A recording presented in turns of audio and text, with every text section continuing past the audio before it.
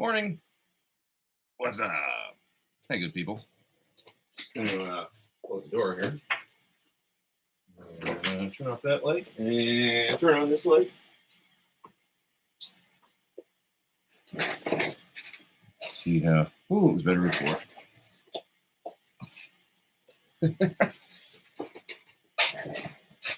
Oh, it's bright and harsh. I'm just gonna get it right. Anyway, what's up, people? How are you today? Ben can't make it today. I see Ben Coons, my faithful moderator. We have to hope for the best. He's been super helpful the last few weeks. Thanks, Ben. He says he's on the road. Lauren's here. El Scott Music. Jennifer. Chris Cam. What's up, Chris? And I asked if maybe Sir could join today in the chat, but I think he might be...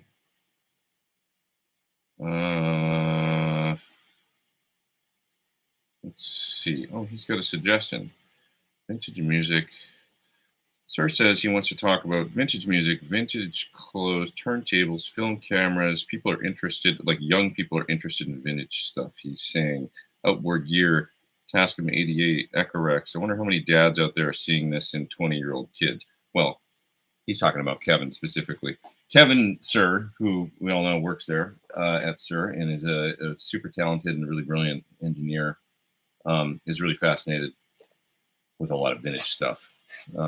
He just bought an old reel-to-reel tape deck, like an analog Tascam tape deck. But I do see that in other, I mean, obviously it's like the somewhat resurgence of vinyl and yes, there's vintage clothes and stuff. And when I think about Holly, Holly Henderson, who I made an album with, she's really into lots of older stuff when it comes to culture and, be it clothes or music or, all these kids are interested in stuff. Kids, I say. The kids compared to me, anyway.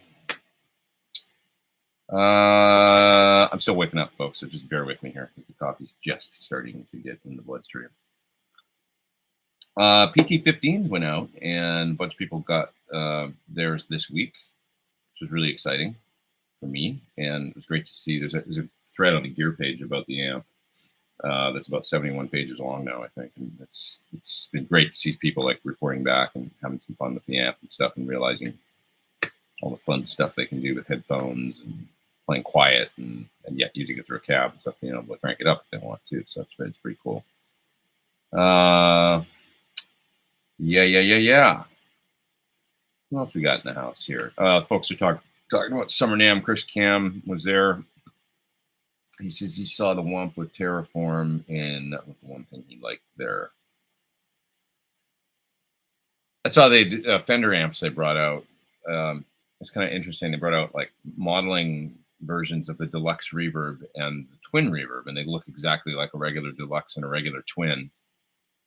And I found that was interesting, just from the perspective of like, I guess they're betting or banking hard on a one sound modeling amp that looks like the original, but with the lightweight and all that and things with no tubes and big transformers and stuff, Class D power amps.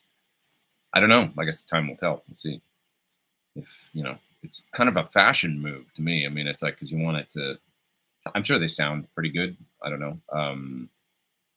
But the move to kind of away from tons of amp models and features and effects and all that stuff to having just a one model, in an amp that and they're not cheap. They're not super expensive to me. I didn't think, but I mean they're not inexpensive either. So I mean you could buy like probably a used tube version for what the modeling ones are going for. I found it's a kind of a gamble. I think.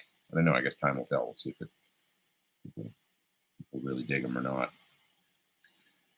And Corbin 1980 says, "Holy crap! I'm actually on time for one of these. Good to see you here."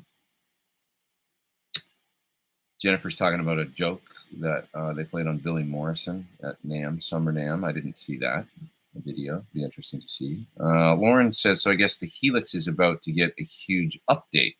I've heard that. I haven't really looked into it, but evidently there's a big update around the corner. I don't know anything about it, like specifics. Not actually sure. It would be interesting to know what they're going to do. Let's see.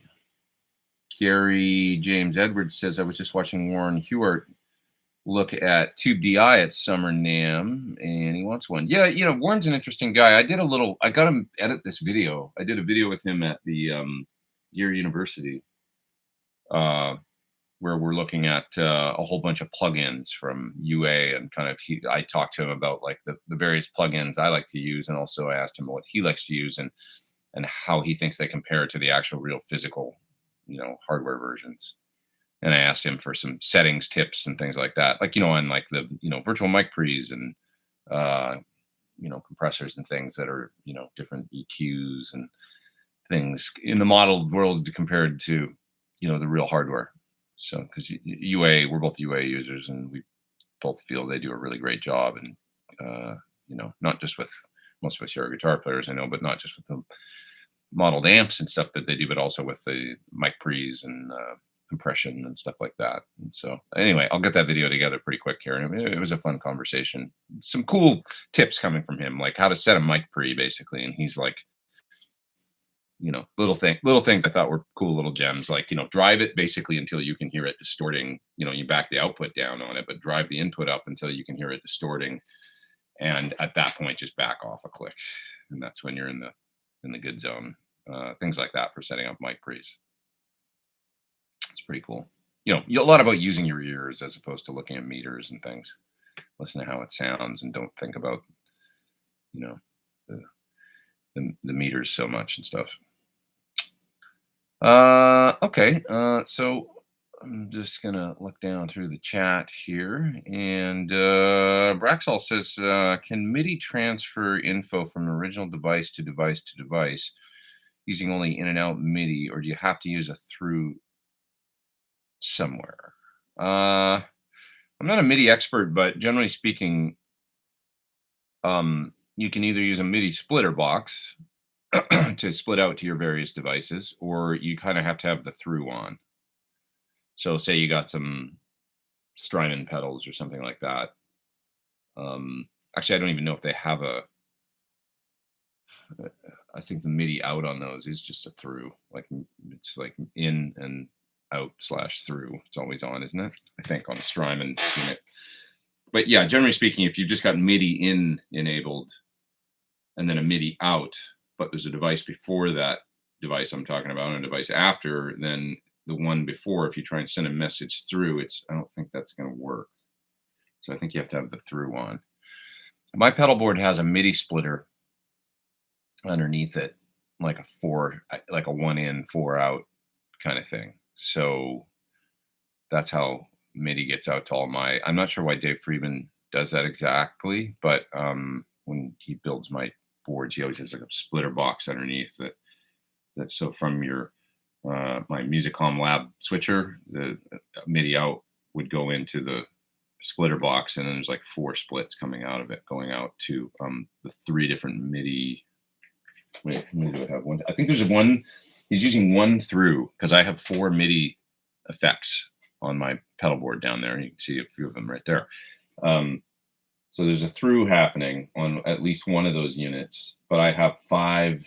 So there's 4 MIDI effects, and there's MIDI out on the side on the patch bay, and that goes out to, that was for the PT100s, to MIDI switch them.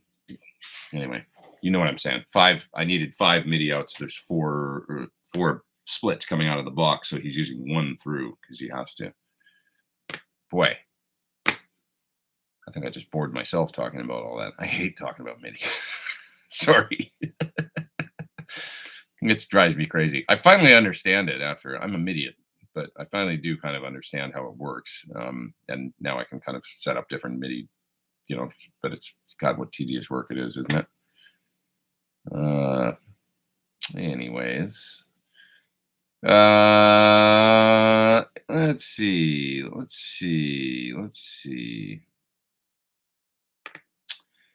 What else we got here, guys? Yeah, 2.8 is the big one, says Lauren. For Braxall says as well, 2.8 for the Helix update. Well, I'll look forward to that and see what they do. I have no idea. I guess I could ask them. I know some guys there, see what's coming. Whoa, somebody just did a big giant top chat. uh, up in the top chat. I gotta address whoever that is. Thank you very much. That's Ray Potter. You're too kind, sir. You said I sent out some invites for an event. Asked John about it. Also, thank you for your contributions to the guitar community and for all the inspirational playing. Wow, you're too kind, man, and great job on the PT15 Stellar Amp Rock. That's from Mr. Ray Potter, dude. Thanks a lot. I really appreciate that. It'll keep me in coffee capsules for my Keurig for a minute.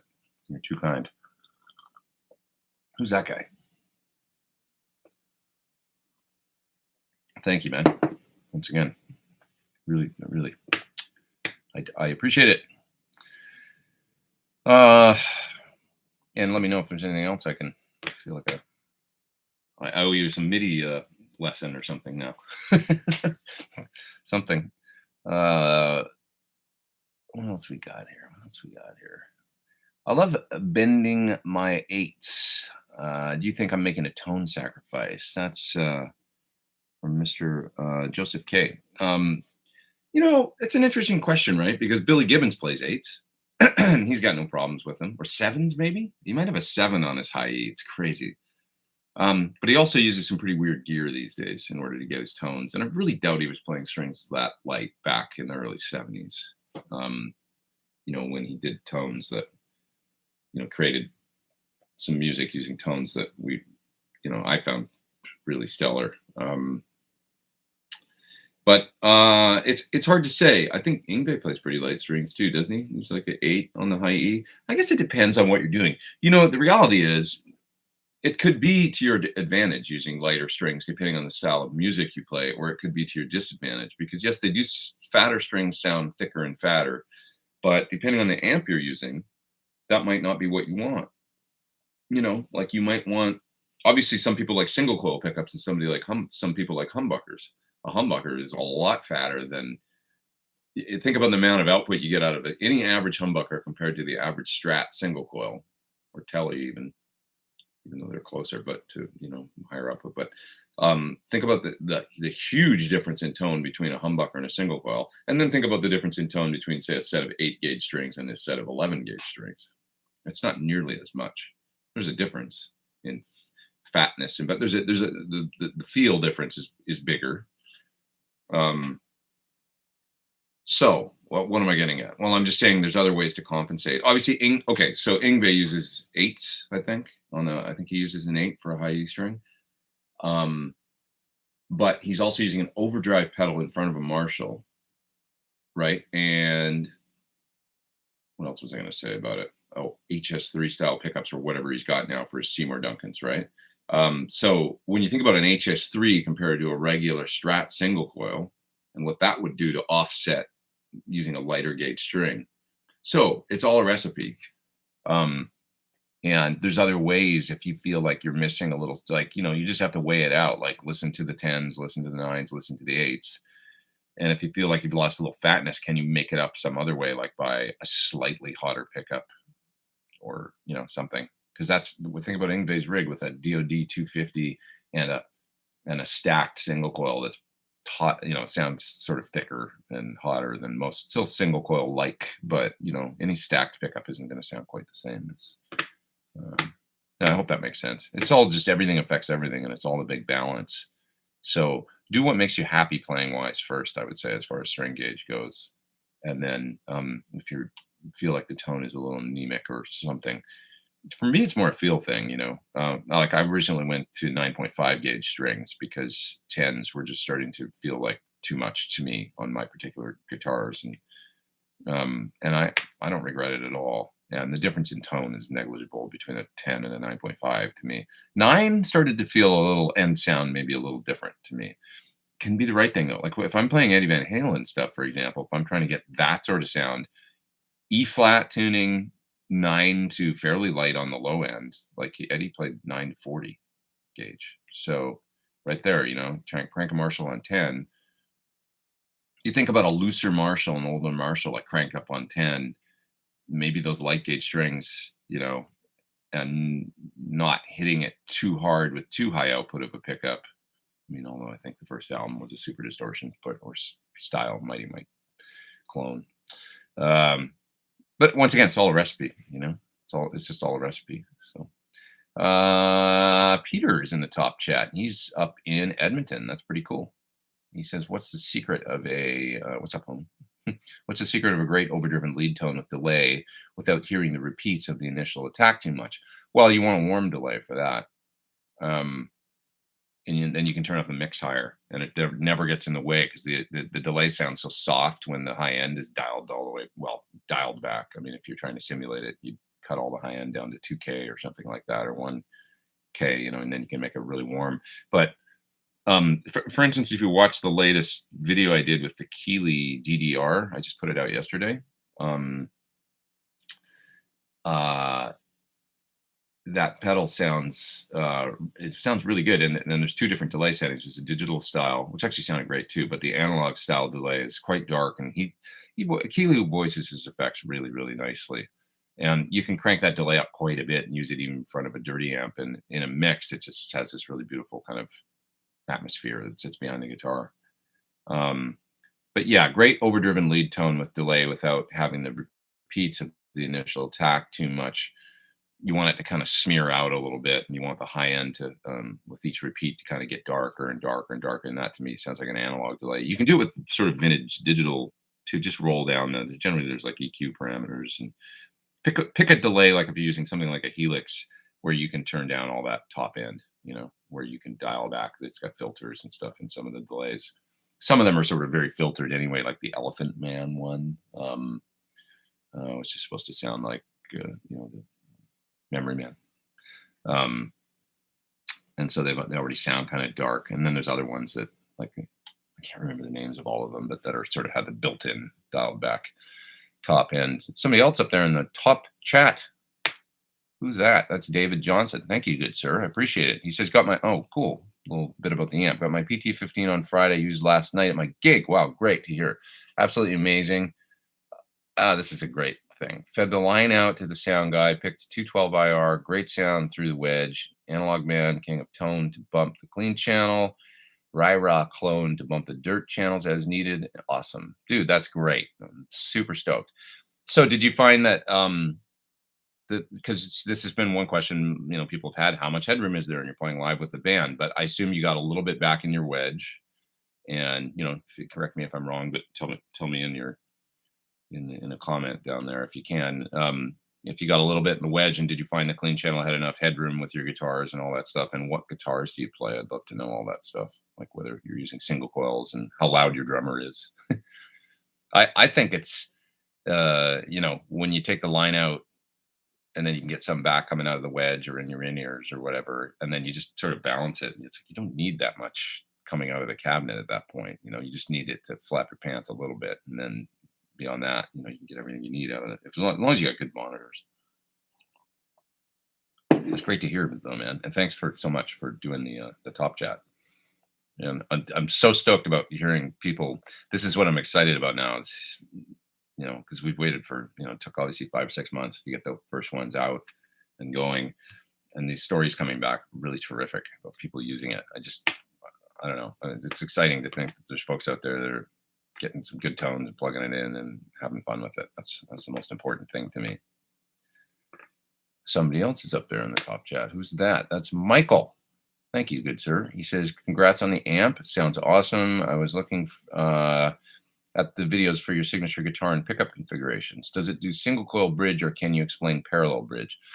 Well, basically with the parallel bridge, it's just a different way of wiring the pickup so that both coils are in parallels as opposed to in series running through one another. They're both in parallel, and it's just a different,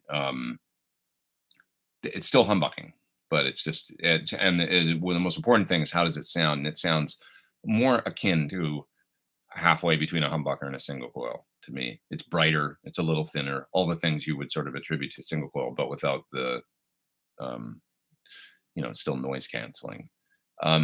Maybe sounds a little more like a Tele than a Strat, for lack of a better, like to me, for lack of a better exact explanation. But you could easily mistake it, bridge humbucker wired in parallel, for a Tele bridge pickup, I would think. You know, not exactly, but it's sort of akin to that. The deal is that my pickups are pretty low output. like 8.7K, I think, for the uh, Thornbucker Plus, and 8.3 or 4 for the regular Thornbucker. So when you tap a pickup like that and you go to single coil, it's real low output single coil. I mean, it's like lower than 5K, so it's low. With a neck pickup, you can kind of get away with that because there's more energy at the neck with the strings vibrating, I find. With the bridge pickup, that's pretty low output. I mean, you could tap a 12K or 14K humbucker, and now you've got like it's got as a single coil some balls, still. But I just worried about like basically like just being too like tapping a PAF is not really going to be in the ballpark of a real like Strat single coil even. So just output wise, in the neck it still works, I find, and I actually really like the sound of my pickup tapped in the neck. The regular Thornbucker neck model. Even though it's quite low output, it sounds really cool to me. But for the bridge, I was just like, let's go with the parallel thing because it's still got some more output. So that's my thinking there on my signature guitar. There's just not as much energy at the bridge with the strings vibrating, so it's you don't get as much oomph out of the guitar, and that's why bridge pickups, generally speaking, balance with lower output neck pickups. So you can have like a 7K or 7.5K humbucker in the neck and have an 8.5K or something in the bridge, and they balance pretty good because you can have that lower output going on in the neck because you can physically see the string vibrating and there's more energy there. So that's my thinking there. Yep. Thank you for doing the top chat, all you guys. Far too kind. And let's see, what else have we got here? What else have we got here? Guys are talking about John 5 playing live. John 5's got a show coming up. What else are you guys talking about in the chat here? Let's see.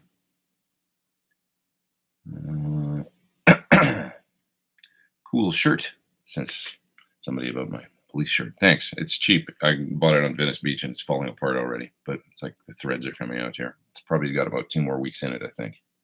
That's what I get for spending $15 on a shirt. I'm sure the police aren't making money off it either. Bootleg shirt. So bad of me. Having a Helix Stomp being delivered tomorrow, should I be happy or get ready to send it back? Well, I think they're great. I mean, it's kind of a no-brainer to me. It's like a simple little thing. These things are getting to be like iPhones, It's like, what doesn't it do, It's like you can, take pictures with it. You can use it as a dictation device. You can, all the stuff you can do with your phone. I mean, with the Helix, it's like Stomp in particular. It's just, it does every single effect you could want. If you need a jack of all trades or a little practice unit or even something that to work as a backup on a gig, what else could you ask for? I think it's pretty cool. So let's see. Coffee is like the go-to pedal for fans of caffeine. That's true. Similar but different. There is no intelligence without coffee. I like that. It's a quote from Caffeine Thug. I can't operate without it. It's true. I'm a slave to the coffee. Have you ever heard of Rock and Roll Relics? Sure. Yeah, I know the fellow that makes those. I got a Les Paul style guitar, and I can't believe how nice it is. He does do nice work, and man, does he do nice relic work. They look real. I mean, like, relics to me it's a crapshoot or a little bit hit and miss a lot of the time, with the relicking. But that Rock and Roll Relics dude, man, he does some nice work. That's for sure. Those guitars look, to me, anyways, the finishes are always pretty cool. I think he skirts the legalities a little bit, like right on the fence of like with the copying things and stuff like that. But he seems to do pretty well with it. He seems like a nice cat too. I don't really know him that well. I just know him from kind of peripherally. But I've met him a few times. He's a nice guy, and I think the guitars they sure do look really cool. Josh is up in the top chat. He says, "Hey Pete, what do you think about a super distortion in the bridge of a hum single Strat, neck and middle, or Texas Specials?" retrofitting a Godot Floyd. Well, a super distortion to me, if you would have asked me a number of years ago, I would have said, "Oh, I don't like them." And then I realized that okay, it does Van Halen one. Um, so to me, it's a bit of a lot of music was made with those pickups. I mean, I think like Ace Frehley and a lot of people used super distortions back in the day when there wasn't like tons of pedals to kick the front end of your amp. A hot 14K ceramic magnet pickup, was one way to get your amp to saturate in ways that that people just couldn't do. It's a bit of a one-trick pony.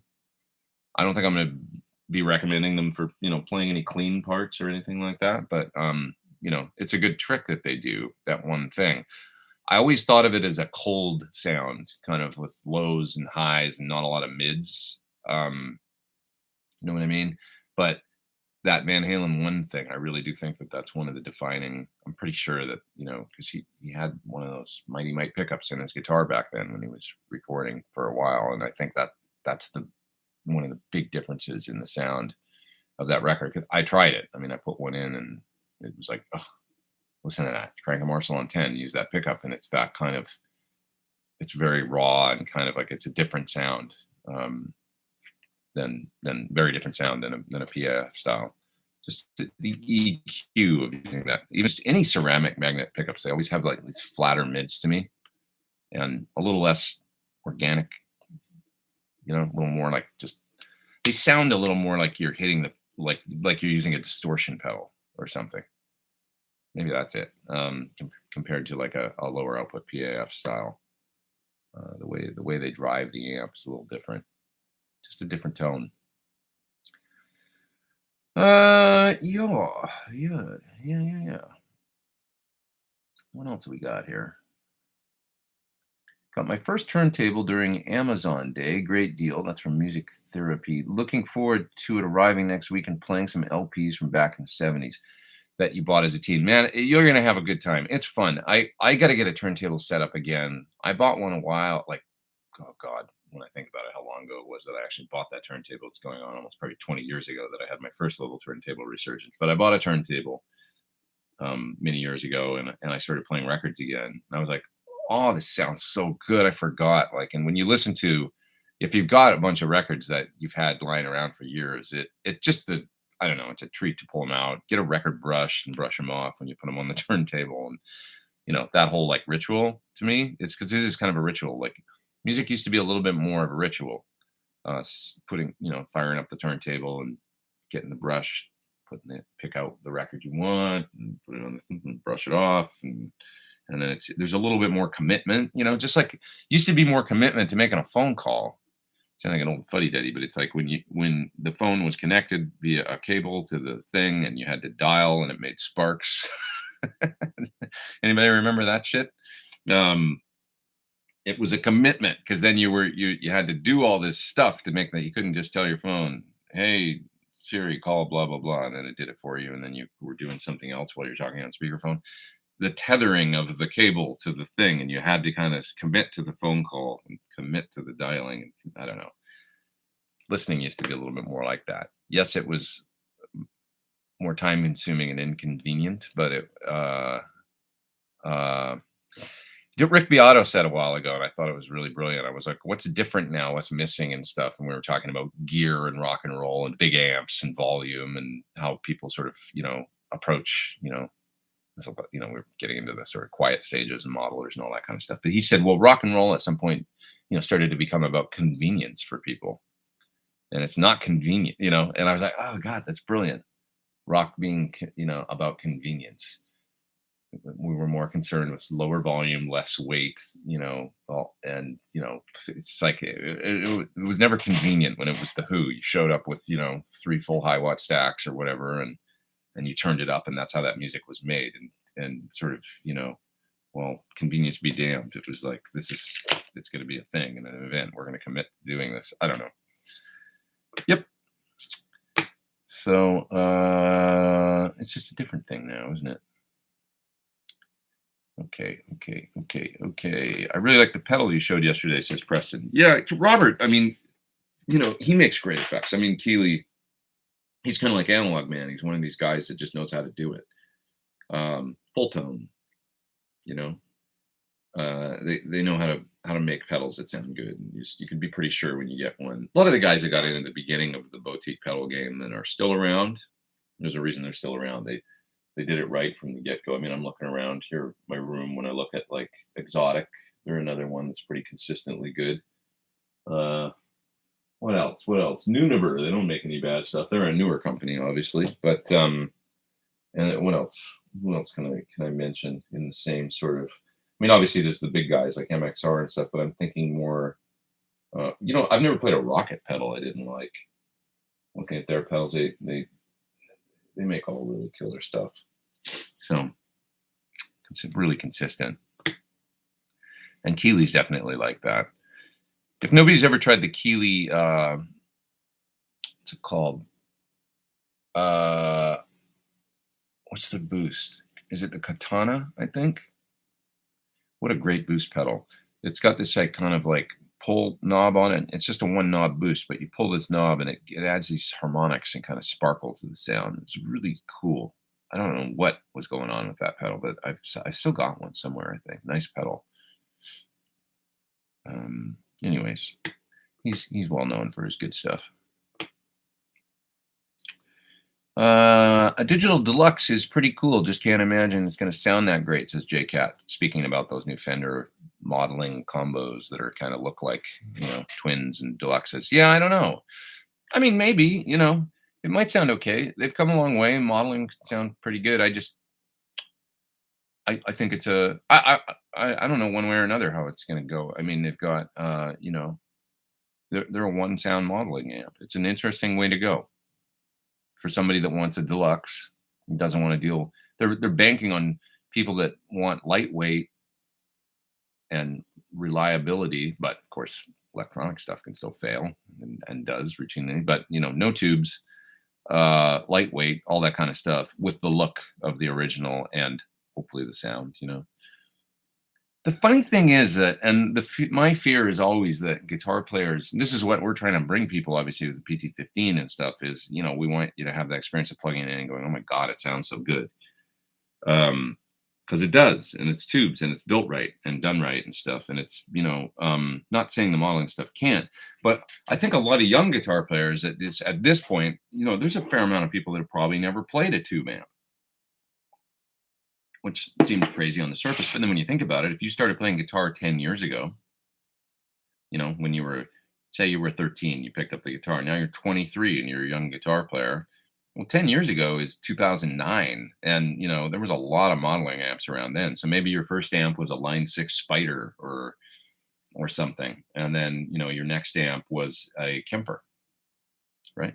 That can happen and has, or Axe Effects, Like when I look at the guys in, great players, those guys in Polyphia, crazy guitar players, they just use, they're like Axe Effects. They don't even seem like, there's like this, like, I don't want to say a lack of understanding because that sounds like a diss. It's not a diss.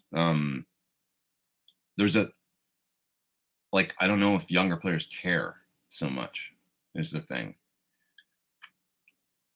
I'm just sort of thinking about it, like from the perspective of like, the convenience and the getting them, like if they're getting good sounds, okay. It's like this. I had a drummer friend of mine, really good friend of mine a while ago, tell him, there's somebody in the top chat there. I'll just get you 2 seconds. They were saying it was a producer that does a lot of like, program beats and stuff like that, more like a hip hop producer or something. And he was saying, like in kind of almost like a rude way to him at a party, I think, was saying like, you're irrelevant now. You guys have become kind of obsolete, like real drummers. He was like, well, what do you mean? And he was like, well, we don't even sort of through the the production process and nobody had the big studios or the money to go in the studios and stuff, so they're programming drums and doing things in order to work the way that they can, and then that becomes the sound, right? And then all of a sudden the real drummer that needs the studio to go in on a bunch of mics and stuff like that in order to get the sound, that becomes the thing that's like, well, we don't even want that sound, we want this sound that sounds like 808 kicks or whatever, modern kind of programmed stuff. So this is the thing with guitar too, where I guess it could get to the point where it's like, well, we don't even want those tube things because, and that's what we're trying to mitigate, I think, with bringing out a really like easy to use tube amp that sounds amazing and is really easy to adjust. It's like I don't want it to get to the point where people don't even appreciate tubes anymore, or those types of tones, those types of dynamics, and that kind of ease of. I don't know. There's something akin to tube amps and also analog recording, where it's like I used to find that analog, although digital is easy in its own way, and all that, digital is easy. Analog used to be easy too, and it was so easy to get a good sound. That's the thing. It was so easy to get a good sound with a tube amp. Your average JCM 800 or cool old Fender Bassman or whatever you had, it's just you plugged it in, it was like it sounded great. It just sounded great. Now it's like, I don't know, trying to not lose all that. Just that ease of. I hope I'm making sense. I think I need more coffee. Rico USA is in the top chat. On the segue out of that, in your studio, how important is it to separate your cabs from your DAW and heads? Do you have space to keep them in one room? Do you recommend and have an ISO box? I don't like ISO boxes. I have a cabinet in the other room, and I've got it surrounded by a thing from ClearSonic called a amp kit or something, amp pack, amp kit. Anyway, ClearSonic, same people that make the panels that you can see folks like Joe Bonamassa use on the road that go in front of those plexi panels. They make this amp pack or amp kit. I can't remember, but it's plexi that goes around your amp. And then they've got these things that they call Sorber baffles that are like basically sound absorption. And you can put them via Velcro on the inside of the plexi. So you kind of surround your cab with them, and you make a little little doghouse sort of. And it soaks up a lot of the sound and really helps. I missed somebody in the top chat there. I'm going to get in just a sec. So anyways, that's what I do. So I've got a separate room, Sorber baffles, the plexi stuff surrounding a cabinet over there, and I close the door in that room, and it's fine. It doesn't bother anybody else in my building. Probably eventually the plan here was to build a real room, like a cab room. So inside that other room, another room, a room in a room, with its own door on it and stuff like that, and a double wall, that kind of thing, and make it real thick so I can put a 412 in there and crank it. Right now I'm just using like PT15 style volume, like 15 watts. I also have my power station from Fryette just right over here hooked up, and I can run amps, any of my 100-watt amps. Power station's right there. So I can run any of my 100-watt amps and stuff via my amp switcher into the power station out to that cabinet, and then I can keep the volume down via the load and reamp of the power station. So that's what I'm using that for. And that's how I'm doing it. So, but ISO cabs, and the last one I tried, I didn't like either. I've heard a bunch of them, the ones with the speaker inside, and you close the thing and there's mics in there. They all sound like this. Okay. So if the real speaker sounds like this in a room, as soon as you stick that ISO in there, it just goes like this and has this kind of effect on the sound. And there's this buildup of mids and a lack of clarity. And it's not a good thing. I don't like it. Okay, who did I miss in the top chat there? It was, I think it was Ethan Anders. He says he got a 88 Charvel Model 6 in Rainbow Crackle. I remember those. I want an Aldrich in the bridge, but I don't know what sort of single coils to get for the middle or neck. Probably if you're going to get an Aldrich kind of hot, get the MLs. They call them something else now, though. They were the old Landau pickups. And I don't know what they call them now, but whatever his... You need to find out, because I can't remember. I'm sorry, I'll have to learn the names that they changed them to. But anyway, they're a little bit hotter, and they make a classic version and a standard. Probably either would be okay. I would probably go with the standard, because the Aldrich pickup's pretty hot, and you're going to want a single coil that isn't too weak, I would say, to balance with that. So whatever kind of go on the slightly hotter side for the neck and middle. I'm just thinking about balance. You'd be fine probably with a V60 LP as well, which is my personal favorite, but I pair them with a more PAF strength pickup. There's somebody up there from Canada. It's Peter, and he says in the top chat, thanks all you guys for doing the top chat today. Again, I appreciate it. How to get the right PAF for the Mark Knopfler Les Paul tone. If this is good, bye. I have a throwback PAF's lack of humbucker experience doesn't help. I mean, I don't know that particular track. I'd have to listen to it, but Mark's guitar was a 58, I think, or 60. Trying to remember. And, he's just PAFs. So, and they were all over the map. So it's hard. You need to it's going to more come from your fingers and stuff with him than anything. I know that's probably not what you want to hear, but if you get the right I should go listen to that song. But I would say with throwbacks, uh, I'm not. I'm personally, Thornbuckers are my kind of bag. I've got, so to say, Alnico 4 in the bridge and Alnico 5 in the neck. The 4 is a little warmer. They've got this great balance and the clarity and all that good stuff. I have no idea what pickups are in Marks, whether, they could be Alnico 5 magnets, they could be Alnico 2 magnets, who knows? So it's hard to say. But long story short, I would say you're on the right track. Throwback makes great PAF style pickups, and it's going to more come from your touch and all that stuff than anything else. And who knows? I mean, the other factors. What amp did he use to record that? He's all over the map with stuff. He's always changing his. I hear he's using Kempers now or something for his latest tour. And before, I remember him using Soldano for a while. I remember him using Comet 60s.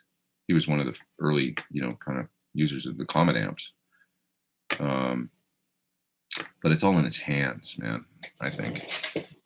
He's such a great guitar player.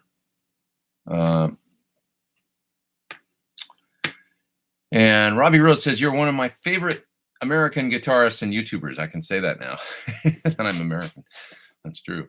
Thanks, Robbie. You're always a good hang. We're in my in the chat yesterday on the video for the Keeley pedal. I remember. Yeah. I'm gonna back up a bit in the chat again here because I went down to the bottom. Let's see. I'm sorry if I missed your comments, guys. Just ask again, maybe because I don't want to get too far back in the chat here, so I'm going to move down a little bit. Any particular overdrive pedals that you feel work best with the PT15?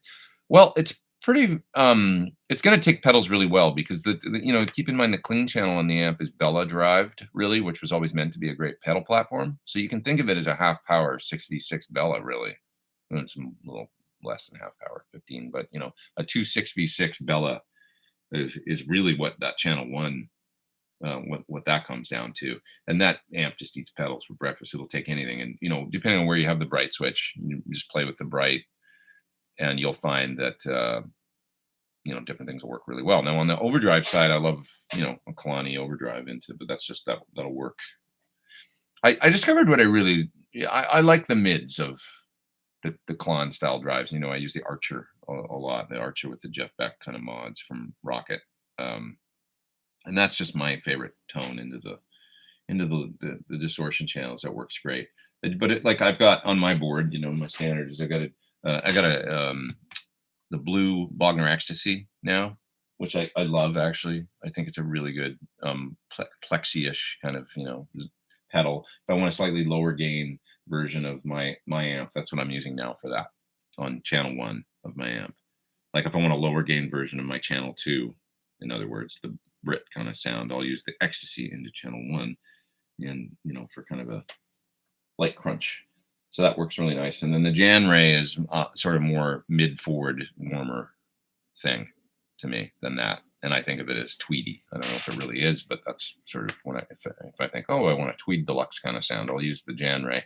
And sometimes then I'll add a compressor, which is for me, the Wampler, little mini ego on my board. Just plugged my board in for the first time in a while because I haven't needed it for a while, but I've actually got a gig next weekend, kind of a private corporate thing or private party or something that I'm doing with Don Henley next week. So first time I will play with him in a long time, actually. But they asked me to do this one show, so I'm going to go do that. And so I'm getting my pedal board programmed up for that. Should be fun. And get all those sounds together. And for those tones, I need to think about Eagle songs and stuff. And it's like slightly, more fun, kind of in the Fender zone, really, than anything. So I anticipate.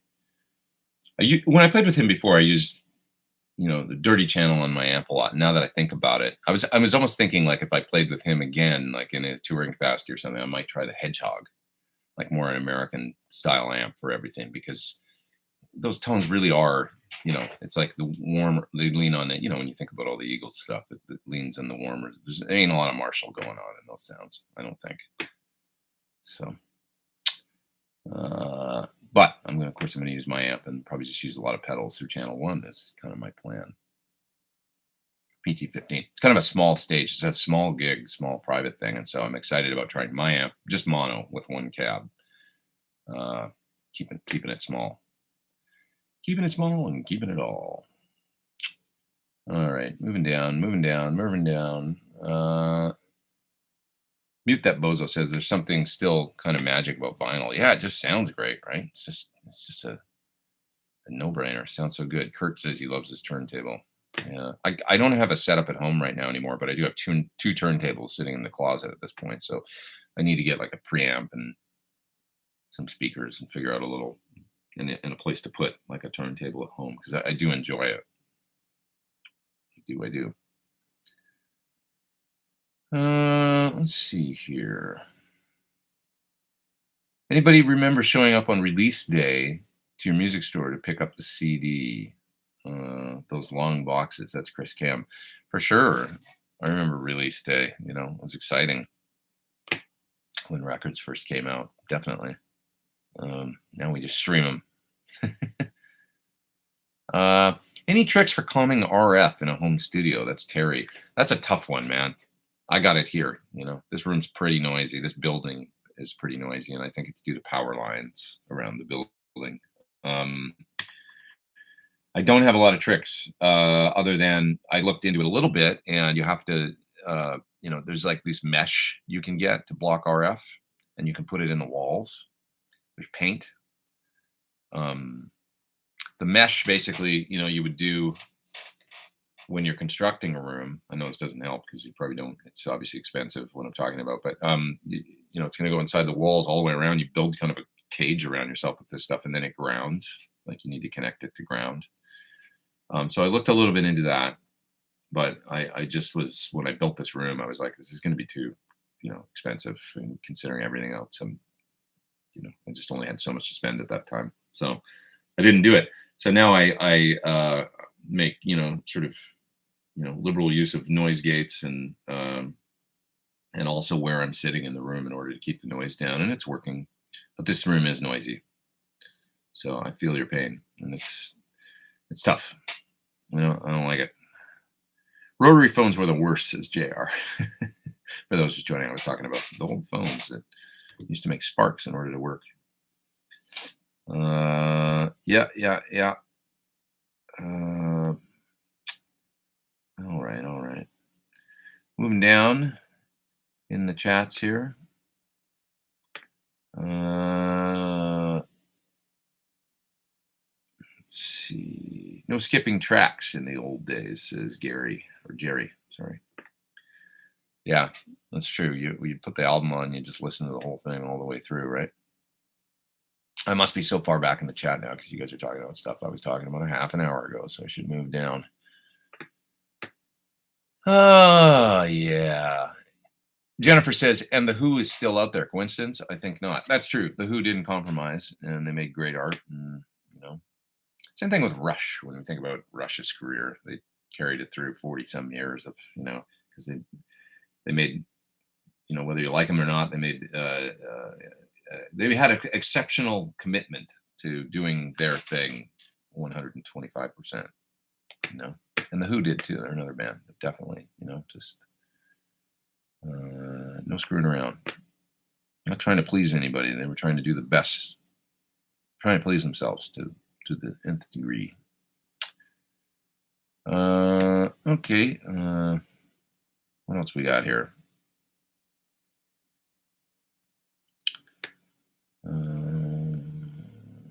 Somebody said no, 2 members of The Who are out there still. Well, that's true, but that's just due to the unfortunate death that overtakes us all at some point. So I bet those guys would still be out there rocking with the 2 other guys had they not had the misfortune of dying. Or not. Maybe they would have broken up. Does the convenience factor affect guitar lessons? Better in person or online? That's a great question from Lauren. Yeah, I think there's obvious benefits to both. You know, there's nothing like a one-on-one lesson, but also you can learn. When I think about when I used to take lessons from people. Now we've got all these recorders and video cameras and stuff, and we can, like, when a teacher shows us something, we can get a video of it. Really, can you just do that one more time? Get it on your phone and take it home and all that. But I can remember taking lessons, and sure, I got a great one-on-one kind of experience with people, but the ability now to watch a video and every single little detail, I mean, is it's on a video, so you can rewind it and capture. You can capture so much more information, and then maybe retain it through watching over and over again. Because a lot of, like, advanced, be it a lick or a concept or whatever, it can come in one ear and go out the other, right? So the private one-on-one instruction is a great thing because you've got that direct feedback on your playing, and that's super beneficial, I think. But you can also garner so much from from watching a video or something online and being able to review and go back and really get all the details. So I think my answer is that both is probably the best way to go. If you had a private lesson once every couple of weeks or something like that with an instructor that was really talented and could kind of keep you on a trajectory, and then you were working on all this crazy stuff online, which we see, the obvious result is all these kids and stuff that you see just like absolutely wailing when they're like super young online because they're picking up all this stuff. So just combine it all, and it's going to make for the best experience, I would say. Yeah. I think convenience for working stiffs translates to more gigs and faster load in and out. We don't have roadies. That's Jim.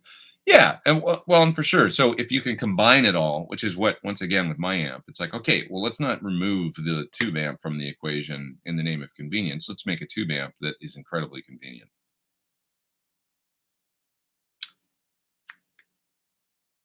Discuss amongst yourselves.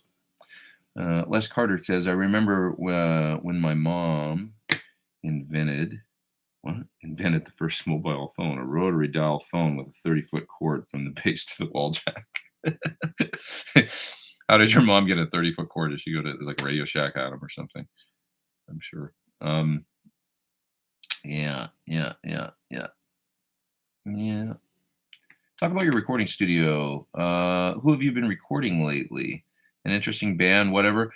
I don't have like a ton of people come through here. It's mainly, this is just for me doing stuff. But Laurie Basilio does have an album coming out. I should mention, give her a little props. She's got a record. It's soon. It's like August, like within the next couple of weeks. Her record's out, I think. And she came in here and we did some tracks a little while ago. She needed to finish guitars on 2 or 3 songs, so we did them here.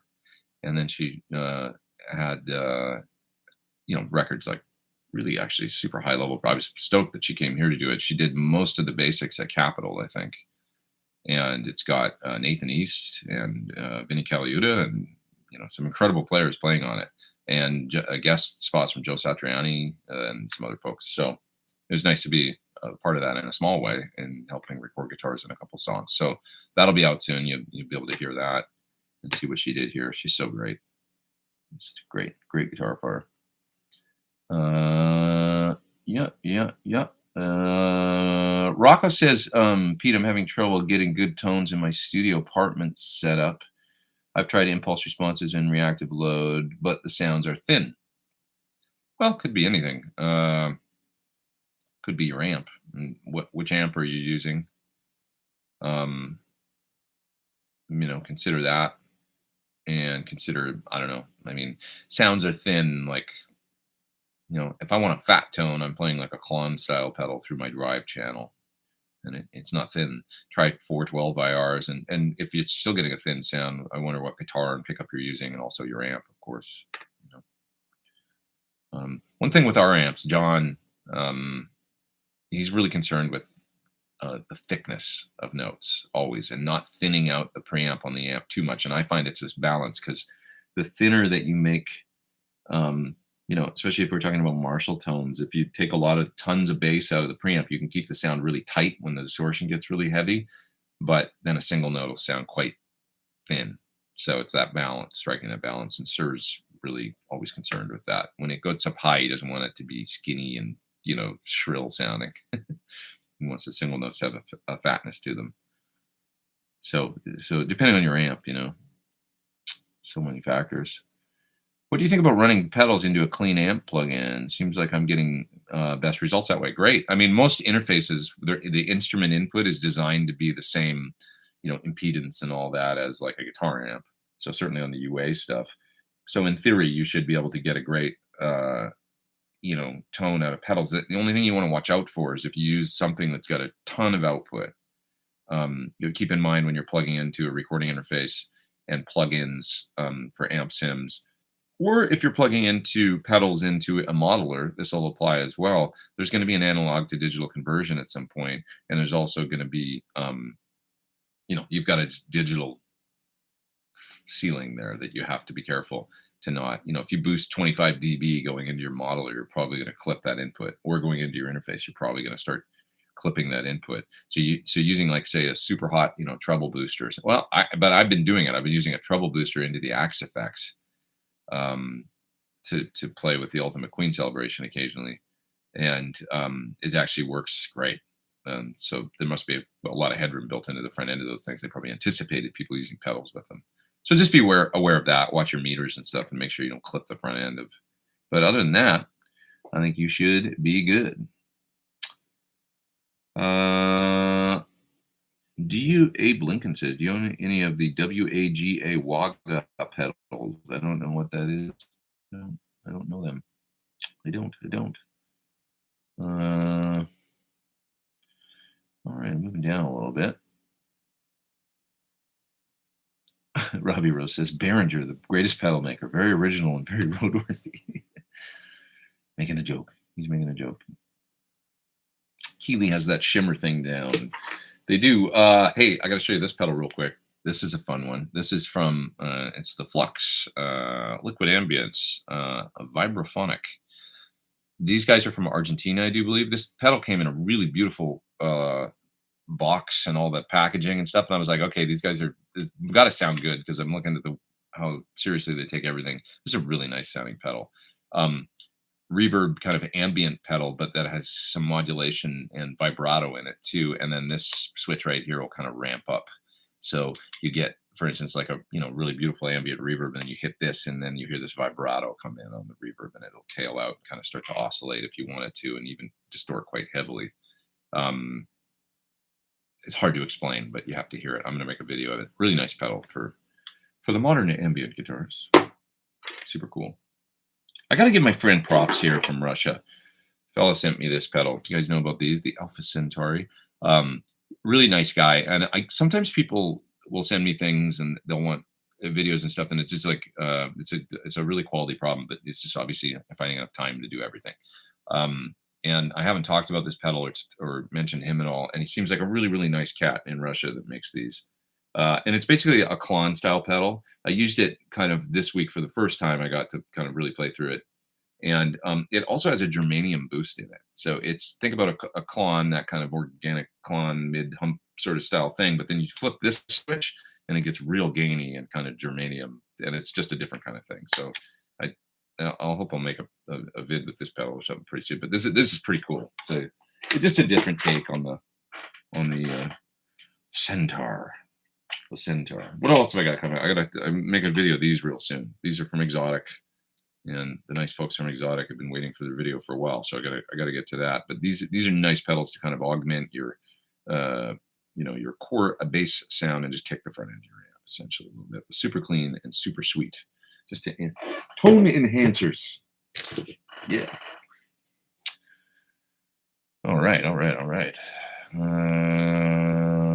Let's see. Peter says, hey, Pete, hi from the cloudy UK. I might be heading over to the UK in about a month, I think. I'm not sure yet, but I got to talk to somebody about that later today. I'll have more about that soon, but I think I'm going to be spending a little bit of time in the UK coming up. A little bit over the next year or so. Odin Stan says, did you watch that pedal show about the vintage guitars? I love the 57 Gold Top. I haven't actually. I saw that and then I forgot. You remind me. I should watch that. I want to see what those guys, my pals Nick and Dan, are up to. Those guys, I like those guys a lot. They're a lot of fun hang, and it's been nice to get to know them a little bit over the last couple of years. Find myself preferring the ease of use of my Axe FX3 over amps with a Waza or aux for home. I see. So you're enjoying using the Axe 3 over using amps and the Waza or aux for home volume. Have spent more time playing and tracking. Thoughts? That's modern vintage. Hey man, if whatever works for you, is what you got all these great tools and they're just tools. And if you, like I say, like the Periphery guys, not Periphery, they use Axe too. I was thinking of Polyphia. Those guys use the Axe. Both those bands use Axe. Obviously enjoying it. And there's a legion of loyal. If it works for you, then I think it's great. And like I say, I've been using the AX8 for a certain gig that I do, and it works great. These are all just tools. And if you're like, this is working, this is doing the job, I don't know how much more you need to know than that. If it's like, this is working, I'm playing more, I'm getting the work done, you don't have to question it. If it's good for you, then there's different kinds of people, and there's kinds of people that are going to bond with the. I could see guitar players that maybe have played Marshalls and Fenders and who knows what their whole life, and they get an Axe and go, "This is the thing I've been waiting for my whole life. This makes my job so much easier. I was always jealous of keyboard players that just had modules or things in a rack, and they could dial in a sound, and and I've been dealing with these tubes and blah blah blah, and and it's like, this is what I wanted, something I could put. I think there's something to that, But then there's other folks that plug in, digital boxes and stuff, and are like, this feels alien to me, and like not what I enjoy. You know what I mean? So some folks just want to plug right into an amp. Whatever works, man. It's all good. Tomorrow, my Sin 1 with a BE and BB module is going to be delivered, says Rick. I can't wait to hook it up and play with it. It sounds awesome. Yeah, that I messed with that here because I've got a Synergy Sin 1 over there, and that's a really good module. The combination of the two really contrasting sounds is very helpful.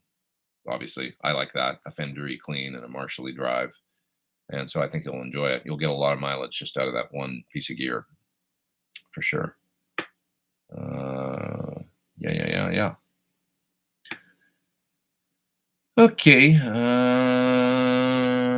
Looking down here, lower. And, let's see. Ever tried Dunlop Super Pots? My controls get so dirty in the summer outdoor shows. I have one here they sent to me, and I confess I never put it in a guitar. Those folks are really nice to me. They send me things to try sometimes, like different picks. I've been a Dunlop user, but I'm a pick endorser since, I don't know, going back well over 10 years, 12 years. So they just sent me some picks. And I'm going to get into that and check out what they got. What they sent me, and go through that. But one other thing they sent me was some Super Pots, and probably pretty cool, I would think. If those guys make great stuff, and I don't know, they're supposed to be like a low friction kind of alternative to a 500K, 250K CTS style, right? I had a lot of problems with to be honest, with CTS pots for a while. So. With a lot of noise, all my guitars seem to get dirty and noisy relatively quickly lately, and I don't know if that's anybody out there noticed that. Like, these pots, they're being made probably overseas, like everything now. So I wonder if anybody else has had that problem with it. Maybe notice it more than they used to. But a lot of my guitars have, and my different guitars I have, good guitars I have. Obviously, I play lots of, but I've just noticed pots in general get a little. It's dirty and scratchy, like pretty easily these days, it seems like. I wonder if that's like a, tolerances, like when they're making them or something like that. If I don't know, the wipers aren't, if there's like more crap in the factories or something, they're not being made as well. I don't know, I'm making stuff up, but I just wonder if anybody else has noticed that. Getting new guitars and going, why does the pot seem dirty after a month or two? Yeah. Moving down. Chris Cam says that makes sense, but that is an insane thought. Never played a tube amp. Yeah, a lot of young guitar players these days are never going to have tried one. They're gonna, right? I mean, if you were, got into Periphery and that was your scene, you'd be like, Axe Effects. That's what I want, and you probably start with a modeling amp because all the cheap ones are these days. So then you move up to, or a Kemper or whatever, and it's just like that's the way a lot of, you know, it's people have been predicting kind of the bottom to fall out of the vintage market for a long time, as young guitar players like, what do I want a 57 Strat for anyway? I want that Ibanez that has all that modern stuff on it so that I can play the music that I see my heroes playing, which is the generation that's out now of, whether or not that happens, I don't think it totally will, but I mean, I think there's probably a lot of truth in that um, that these things that we put value on because we saw Billy Gibbons use them or Mike Bloomfield or something in the 60s, these things are going to start to become a little more, I don't want to say irrelevant, but I mean, people are just, right? Young players are going to care a little bit less. You hear that coffee kicking in? That's what happens. After a little while, it just takes over. I love it.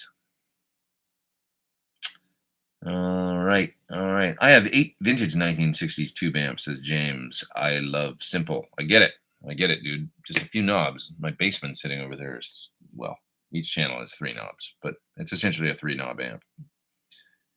And it's pretty cool. All right. Moving down.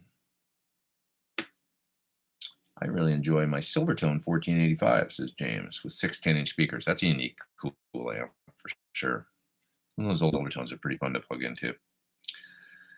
Evan says, what do you call a guy who likes to hang out with musicians?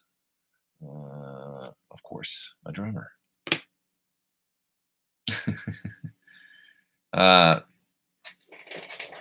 Here's a question from Tom. He says that his 71 Super Lead blows fuses when he hits a chord. That sounds like tubes.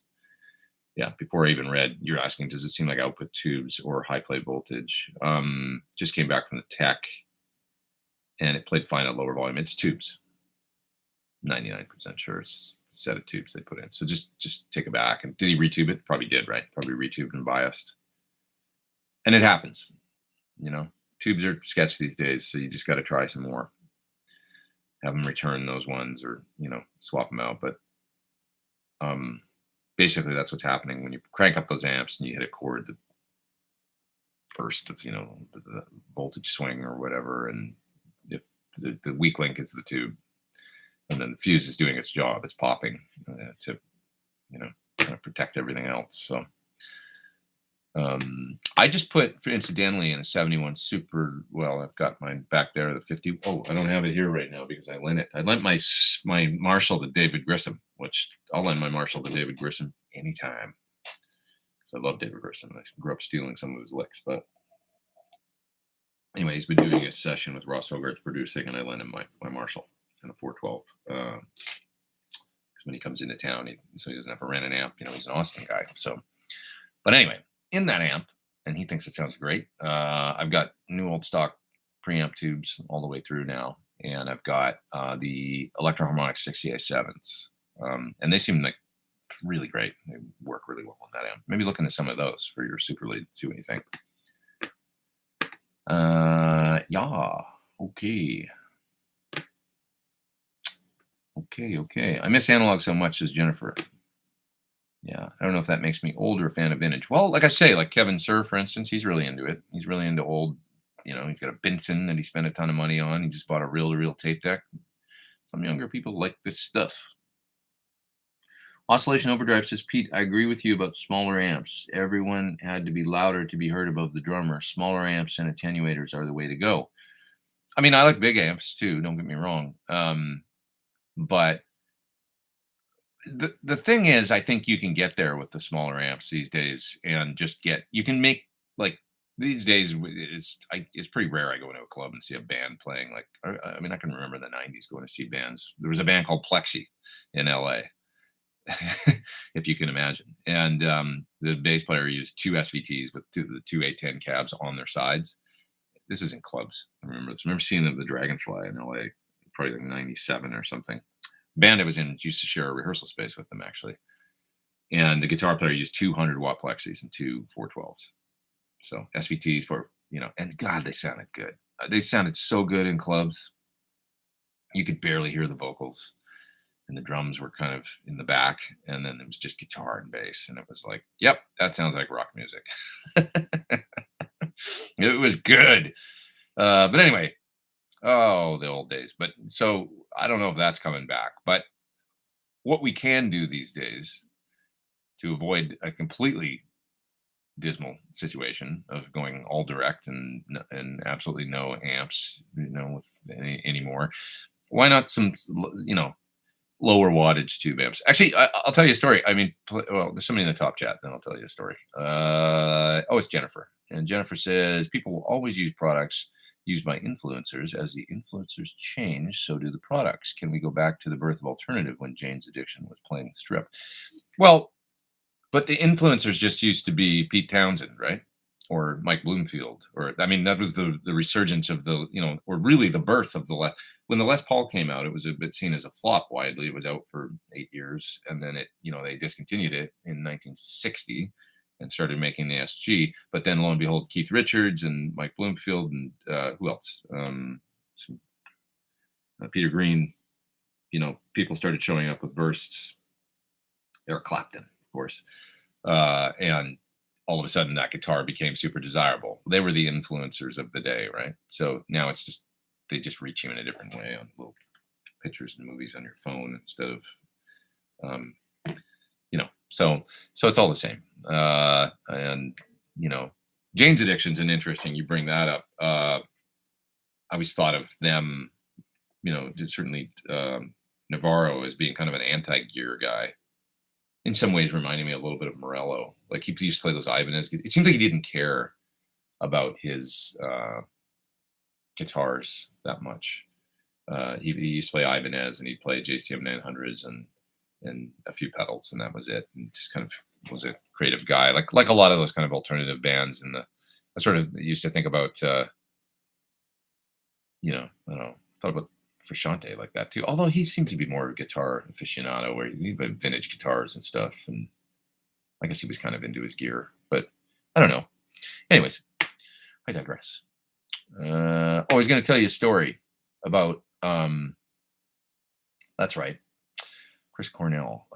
So when we started touring with Chris in 2007, I was using a RSA 31 for my clean sounds.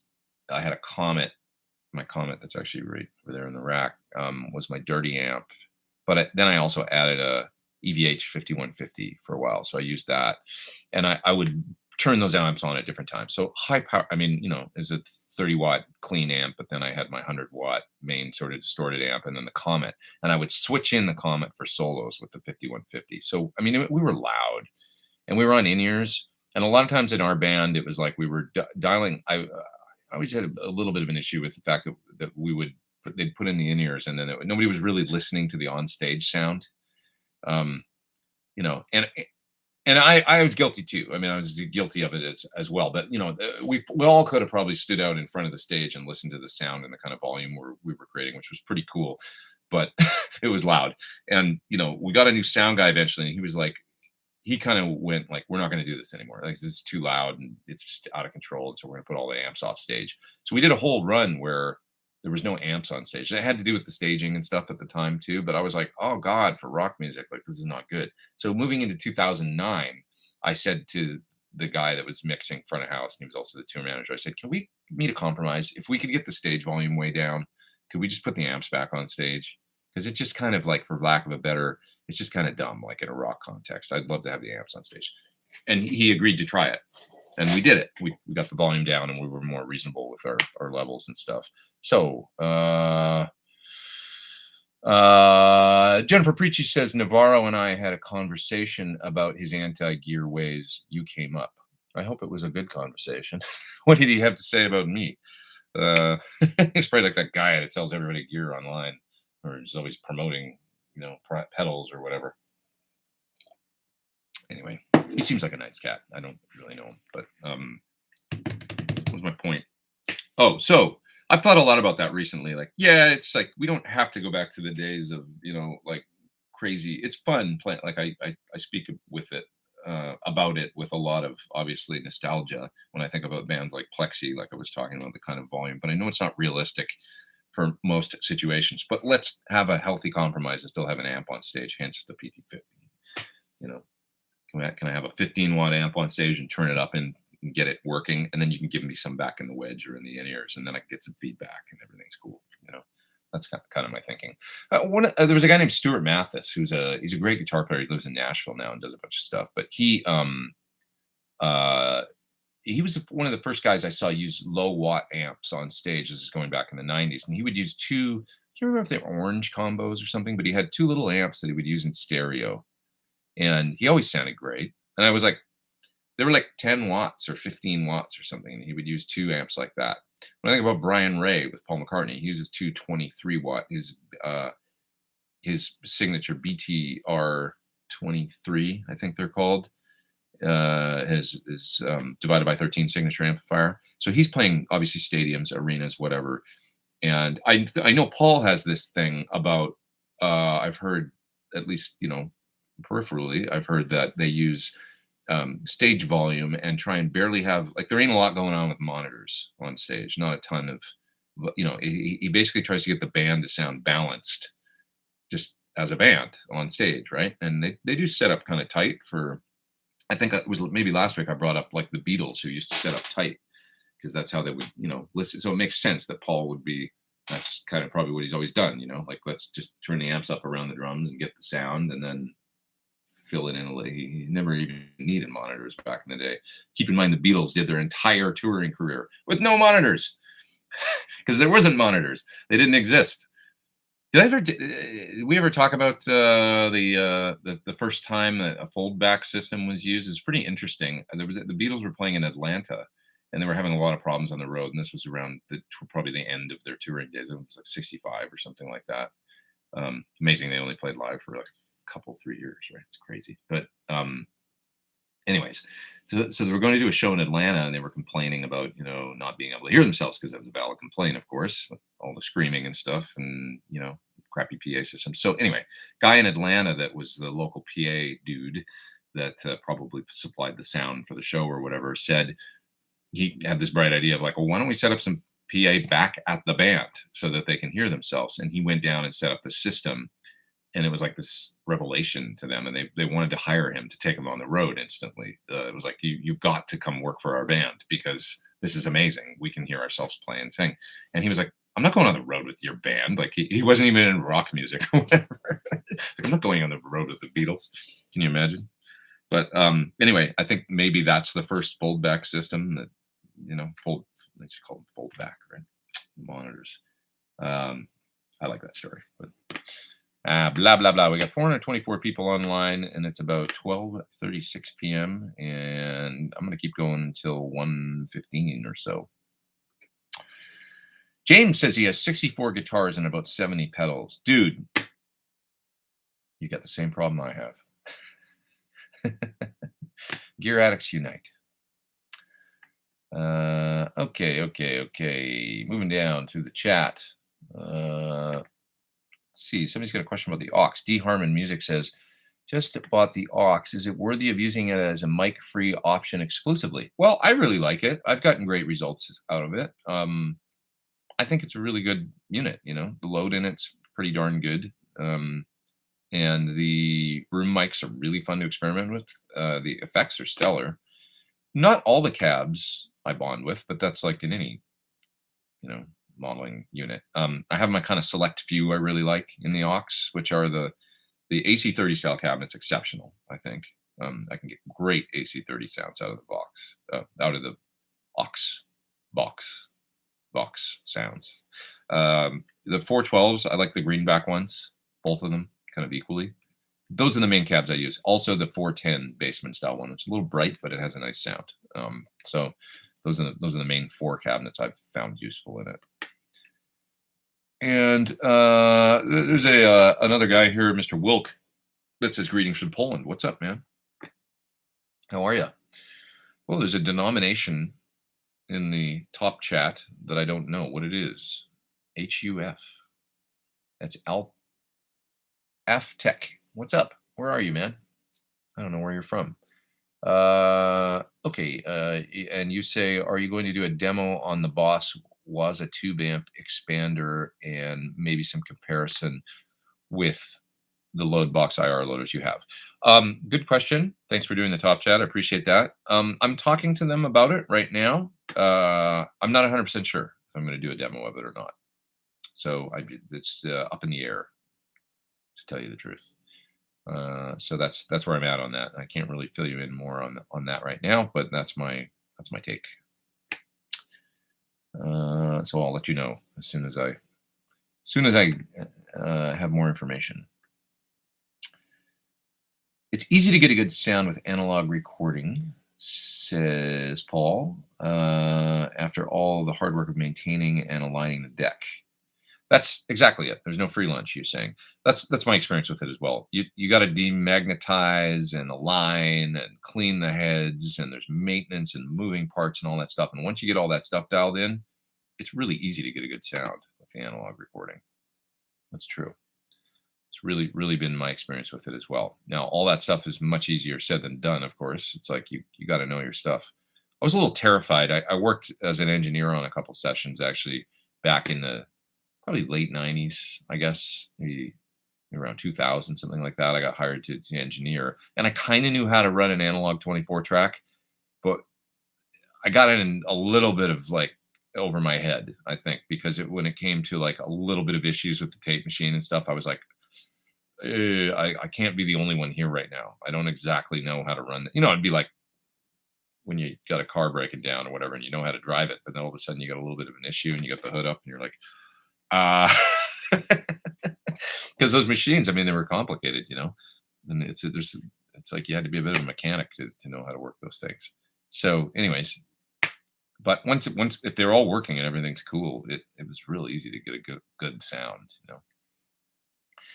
Pete, you should have done a demo on the direct out on the Sin one. Sounds really good. Thanks for doing the show, and congrats, my newly fellow American. That's Todd, and he's up in the top chat. Thank you, sir, for doing that top chat.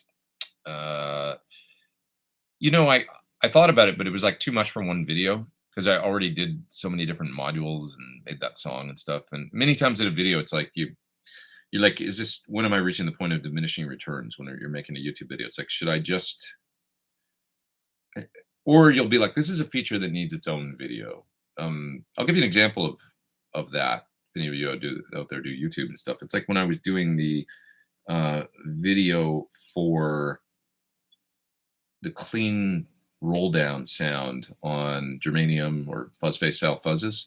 I was doing a video on I don't even remember what was a pedal I did. I can't remember actually, but anyway, whatever, how I put out a video a little while ago about how cool it is when you roll down with one of those fuzzes and the sound cleans right up. It's actually using a fuzz to get a clean sound. That was really an aside in the middle of a demo video for a pedal. And I thought, this needs to be its own video because I could put this information in the middle of this video, and I did leave it in there in the actual demo video. But I thought, if I just do that, this is going to go like, over people's heads as just being like another part of that one demo. It's not going to be that interesting. So I thought, I'm going to cut this out and make this part its own video. And that video got like a lot of views. Like, I don't know. For me, a lot of views, like 70,000 or something. Whereas the demo video has, the standard pedal video for me is they seem to usually get like around 10,000 to whatever. Sometimes some go more than that, but 7,000, 10,000, 15,000 sometimes, But I thought this is a little gem here of information that I'm going to put in a separate video, And so that's an important thing to know. So something like the direct out on the Sin 1, that's a whole video, I think, How's this sound with different modules? You can pack it all into a video and make what was a 10 or 11-minute video, a 16-minute video. And I think, when you look at your YouTube demographics and watch the viewers fall off as they, people's attention spans, it's like, how much should you put into one video? The answer is you can actually make longer videos are cool too, for sure. But sometimes a shorter video with less information and just really targeting that one subject is the better way to go, I think. Sean Pierce Johnson says influencer is just a new term for rock star. It's kind of true. Social media influencer. I don't know. It's just we didn't used to think of influencer. It's like such a it sounds just like you're an advertiser getting people to buy things as opposed to like it used to be like I say like Eric Clapton or whatever. It was people were interested in the guitar he played sort of peripherally to his music. So people didn't think of him as just an influencer. I don't know. I'm trying to come at it a different way because I'm making like gear videos and stuff like that, but I'm trying to play music in them. So I guess I'm putting the gear first and stuff like that, and then trying to get. I'm still like, it's like, hey, no, there's songs. It's really about the songs. I don't know. Oh, I don't know. We're all trying to reinvent the wheel and figure out what's going on in the wild west of the internet. Does anyone besides the Darkness still use 6 Marshall cabs on each side of the stage? Well, Yngwie uses like 14 Marshall cabs on one side of the stage and pushes the drums way off to stage right. His stage is hilarious. I love it. It's like, just stick the drums over there in the corner and the whole stage is Marshalls. Funny. I mean, more is more, right? Richard is in the top chat. Thanks, man. I appreciate it. He says, thanks for your vibe, giving back mentoring. Giving back mentoring. I appreciate it. Thank you. After years of being tied up in divorce court, I got my 66 Blackface amp and Supro Airline. Who should check them out in Los Angeles? Well, I recommend Friedman. He can fix any tube amp and he'll find what's wrong with it and do a great job. So I would take it to Rack Systems. His email, if you want to hit him up, is racksystems@yahoo.com. And he's pretty easy to find, his phone number online and stuff too. But he'll do a great job for you. He's my buddy. And he still does amp work and repair and stuff, even though he runs a very successful amp company. Let's see. Michael says that his home stereo is 2 mono 50-watt EL34 amps, a tube line stage, and a tube turntable preamp. That's got to sound good. That's got to sound good.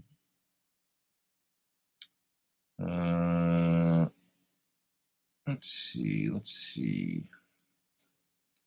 Moving down, looking for some more questions. It seems the 80s could come back, says David. A lot of first impression videos by millennials seem to be showing up.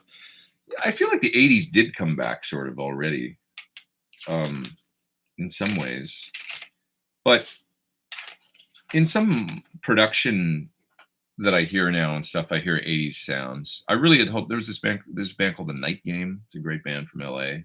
And they had this kind of like, I don't know, they sound like Mr. Mister to me or something. It's, you know, it's like just their style of songwriting as well as the production.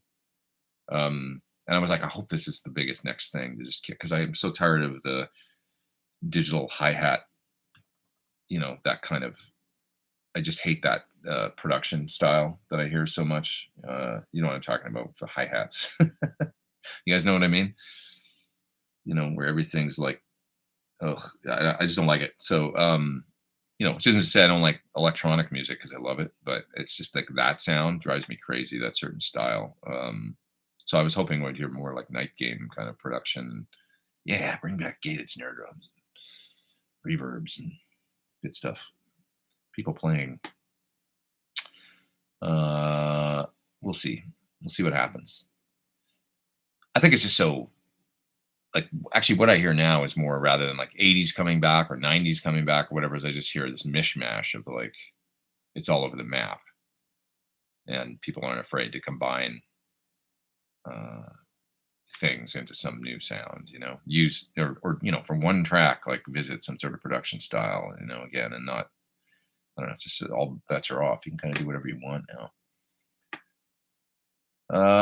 Chris Schultz says that if you have too many tubes in your signal chain, distortion can build up fast. I've heard that too.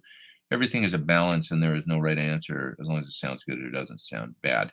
I would agree with that. Like sometimes like too much stuff, but too much distortion can be a good thing too, right? I mean, when I hear vocals these days, they're overly, like in modern productions, many times they're like super compressed and distorted, and it sounds cool. It's just a thing.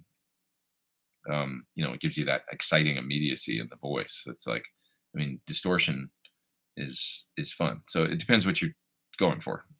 Depends, like there's no right or wrong answer to that. Like you said, actually, the right answer is if it sounds good, it's good.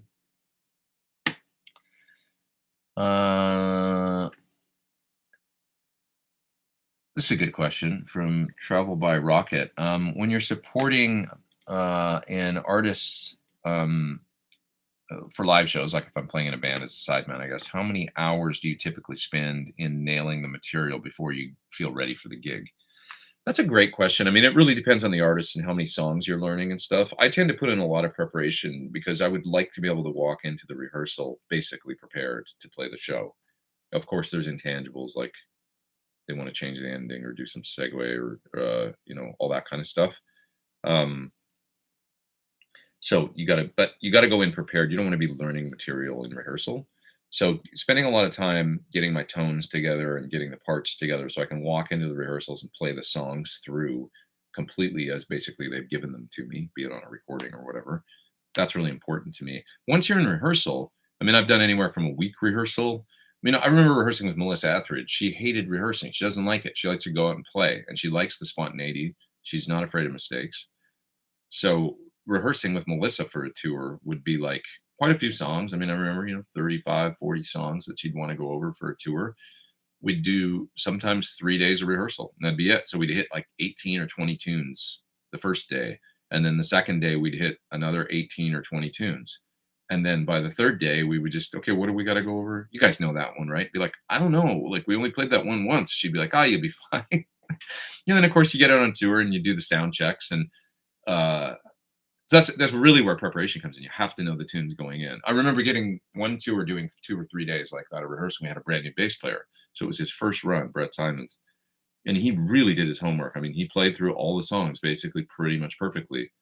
And then, yeah, we had, like I said, like maybe one more day, and then we went out and started playing. So then on the road, the first week or two, 4 dates in the first week or 3 dates in the first week, then you got a day off or two, and then you do another 3 dates. And then generally speaking, I would find 2 weeks into the tour or 3 weeks into the tour, you all of a sudden have this magic feeling on a gig where the stars just align. You're like, oh, tonight was the first night I wasn't thinking, where you just like, I was just playing and I was kind of free. I wasn't looking at the guitar as much. I knew what was coming next. I wasn't looking at the set list as much. Even when the artist changes songs, it'd be like, generally speaking, when artists, they don't change up every single show with different songs. It'll be like a show kind of set, and then they might have a moment or two in the set where they might move a song around or try a different song. So that flow of like knowing what's coming and just having that's a great feeling. And to be honest, it's been a long time since I've had that feeling, because my main touring gig in the last few years going over to Japan, just because there's fewer cities there and because the production's really big and stuff, we play fewer gigs. So a whole tour might be 14 or 15 shows over there. Whereas some of the tours I've done in the past, many times a tour would mean like 40 shows or 60 shows. And so you get into a groove after the first 10 or something. So if you only do 14, it's like, maybe it's the last 5 shows or something where you really feel like you're in a zone. And this isn't stuff that even an audience would notice from show 1 to the last show. Maybe they would, but probably not. It's a thing where you feel it, a comfort and a relaxation, and you can stretch out a bit more and not be thinking so much. So that's just something that just happens, over time. Todd says, didn't mean, you were asking about the Sim 1 video and didn't mean to come off as a critique. You didn't. It's okay. I was just explaining my thing with videos sometimes and why I didn't include the direct out, or that, I didn't really include like the effects loop and stuff. It was just like, I thought, well, if I'm going to get this video into 12 minutes or something, it's enough. They want me to do more for them. So there'll probably be more videos that are specific subjects. For example, they wanted me to show using the synergy with the Helix, because some people have been doing that, where you'll insert the Syn 1 as a tube preamp with the Helix, and then you're kind of combining that with the digital world. And I think that would make, for instance, a really interesting video. So I'll probably try that down the road a bit. We have 425 people online. That's pretty good. I think that's the most I've had in a while. I appreciate you guys being here. I do. So we'll go for another 20 minutes or so. What else we got here, guys, for questions? How are your ears? Any frequency loss or anything like that? The last time I had a hearing test was quite some time ago, but I also haven't played in high volume situations as much as I used to since then. So it was the last, it would be when I had in-ears done. I mean, it's been a minute. It's been quite a while, to tell you the truth. but I feel like my ears are pretty good.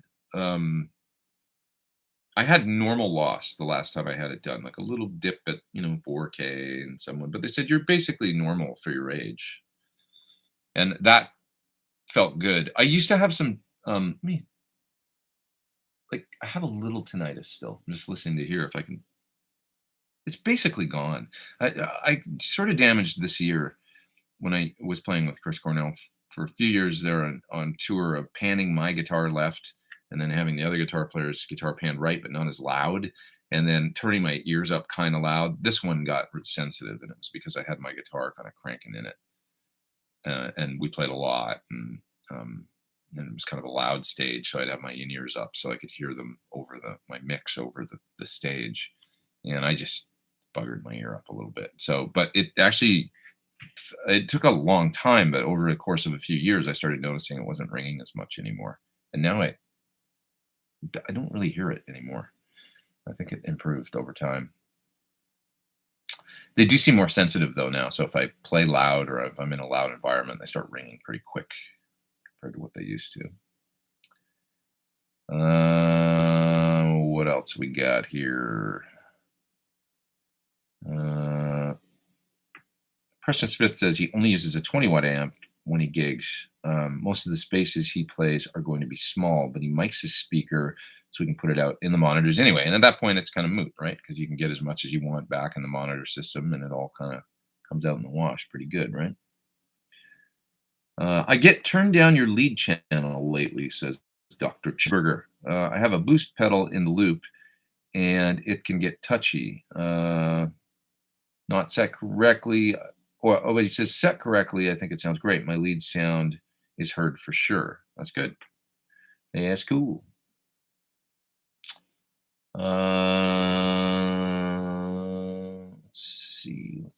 Let's see.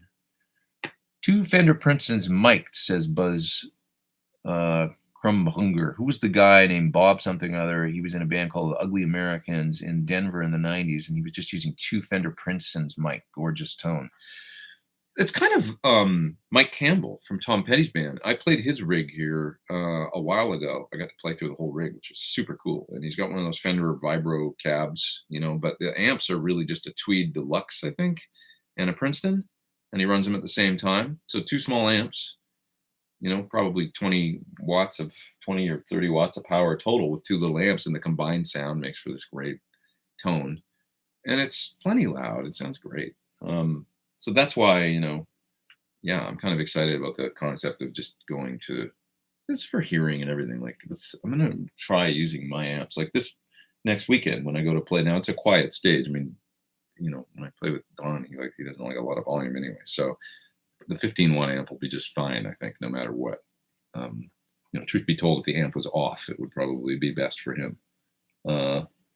Many times I know the bass player playing with him, he just no amp on stage. It's just DI, and he gets in his ears and a bit back in his wedge, I think. I don't know if he uses ears. Maybe he does. Can't remember. Maybe he has a wedge. But, low stage volume is so 15 watts will work fine. Nice shirt, Pete says. Paradigm official. Cheers from Paris. Thank you, good sir. Yeah, I like that term for monitors, says Aziz. Foldback. Yeah, that's what they used to call it. The foldback system. Xfear M is in the top chat, and he says, "Nice to see you there, my friend. I don't know how to say your name. Xtfur M. I appreciate you doing the top chat. Thank you very much. Thank you. Now.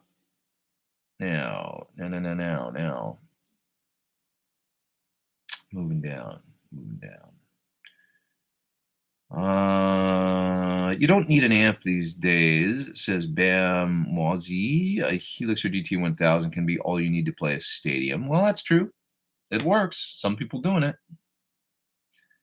I played a pretty big show last week with the AX8. It can be done. Whatever works, I still prefer to have an amp up there. I do. I just like having a cabinet, man. Lean into it and get some feedback. It sounds cool. And I like feeling the power behind me a little bit. That's how I grew up. so it makes me comfortable. But yeah, no. And what else we got here? There's some kind of weird spammer guy here, so I'm gonna deal with that.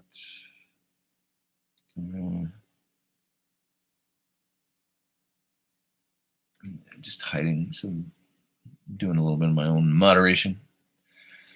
Let's see. Not to take away from the PT-15, but any thoughts on the DSL-40C? That's Ian. I haven't played it, so I don't know. I'm kind of probably more interested. I guess DSL-40 would be the more comparable amp, but I'm more interested in the little baby Marshall vintage amps. But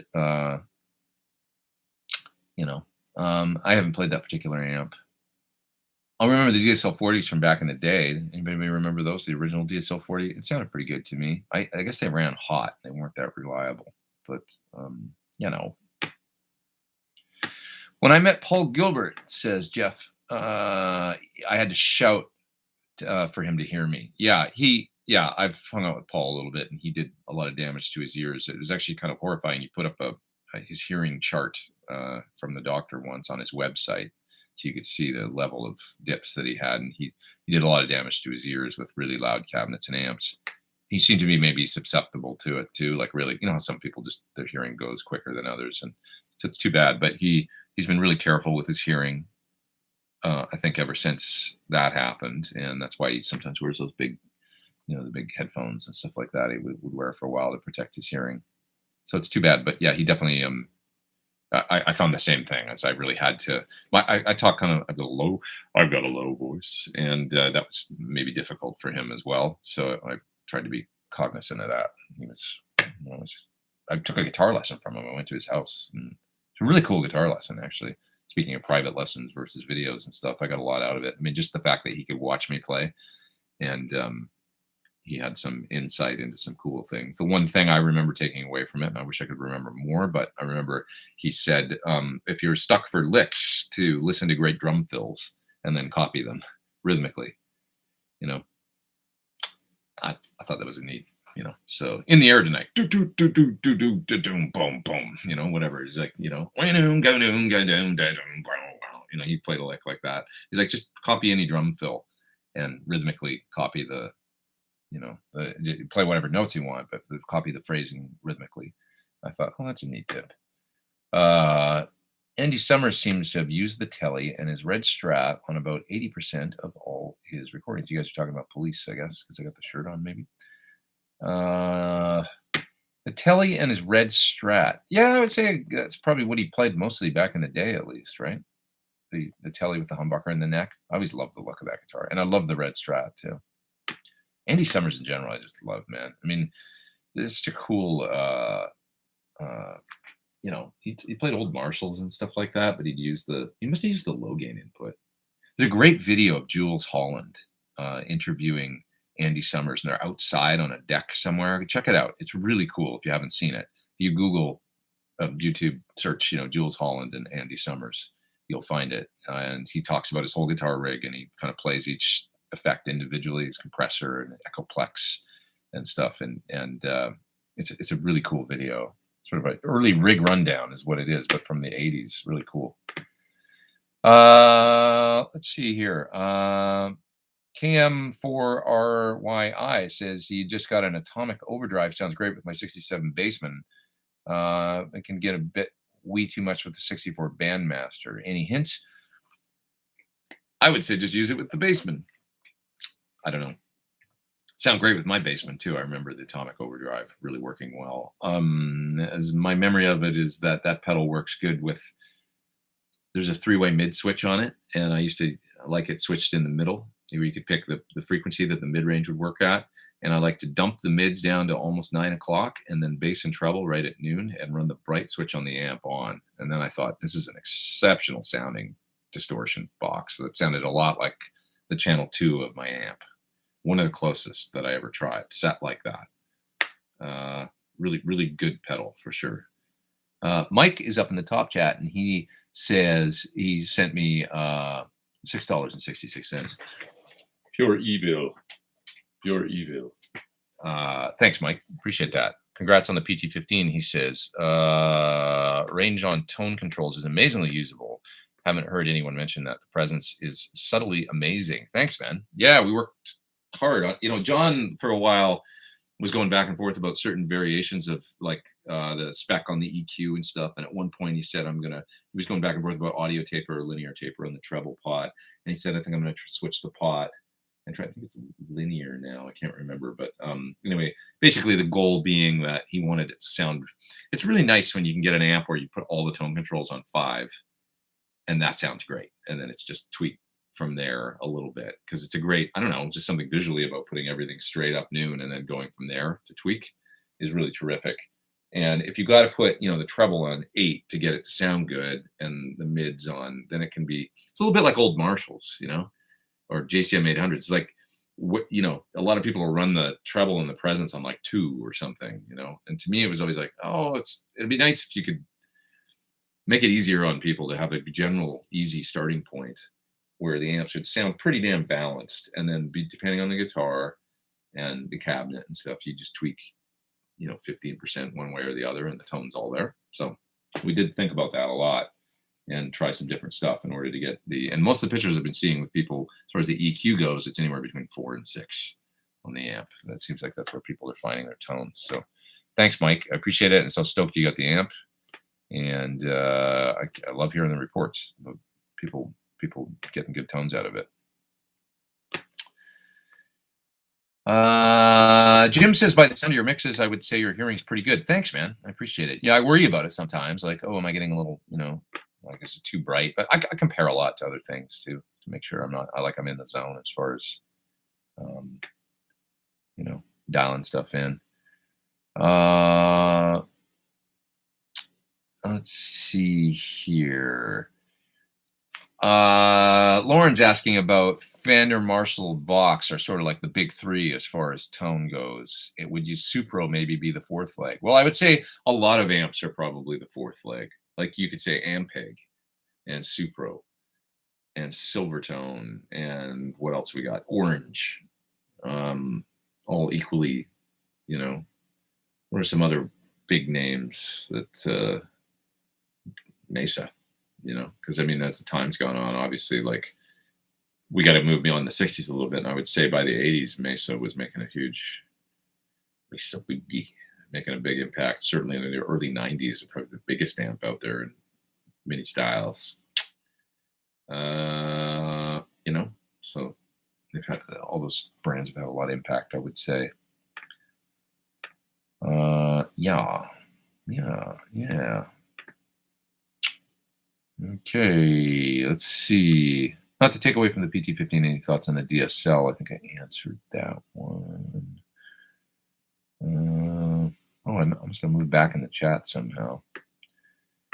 The new Fender Tone Master combos are interesting. Yeah, I talked about those a little bit earlier. Modeling amps that are essentially one sound that look like the originals. Time will tell if people, I don't know. It's interesting. Not sure. Light or weight, that's for sure.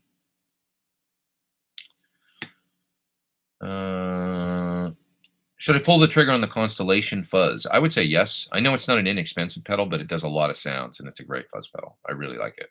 And having the treble booster in there is a nice thing, too. And so you're killing a lot of birds with one stone there, and good stuff.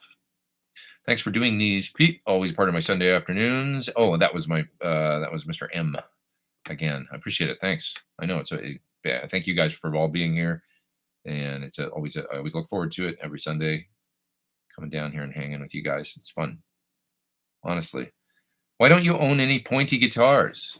Hey, that's not true, man. That is not true.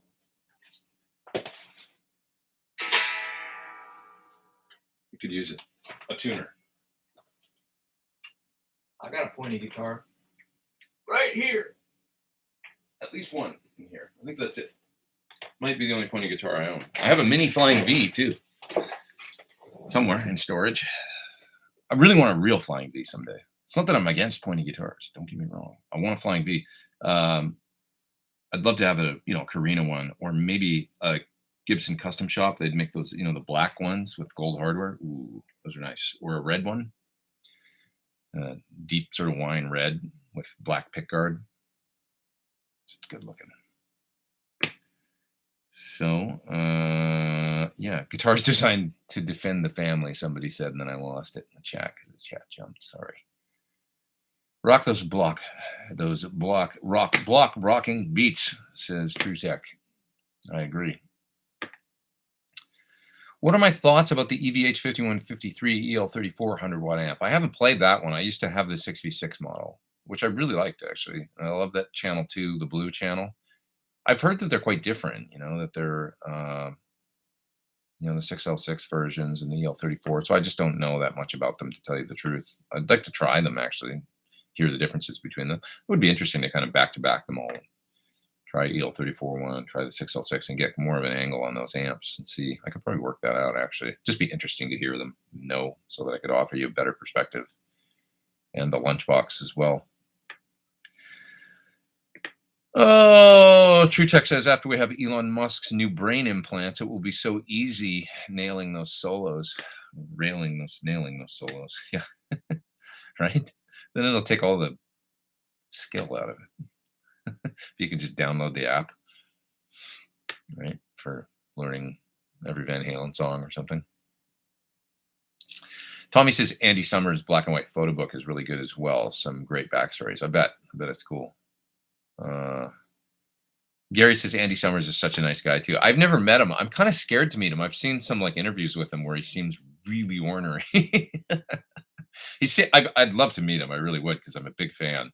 But he did that one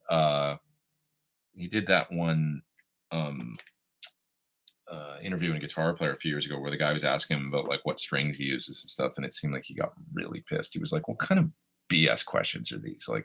This is terrible. You should be ashamed of yourself for these questions." I was like, "Wow." It was a pretty gnarly interview. I get that, I guess, though.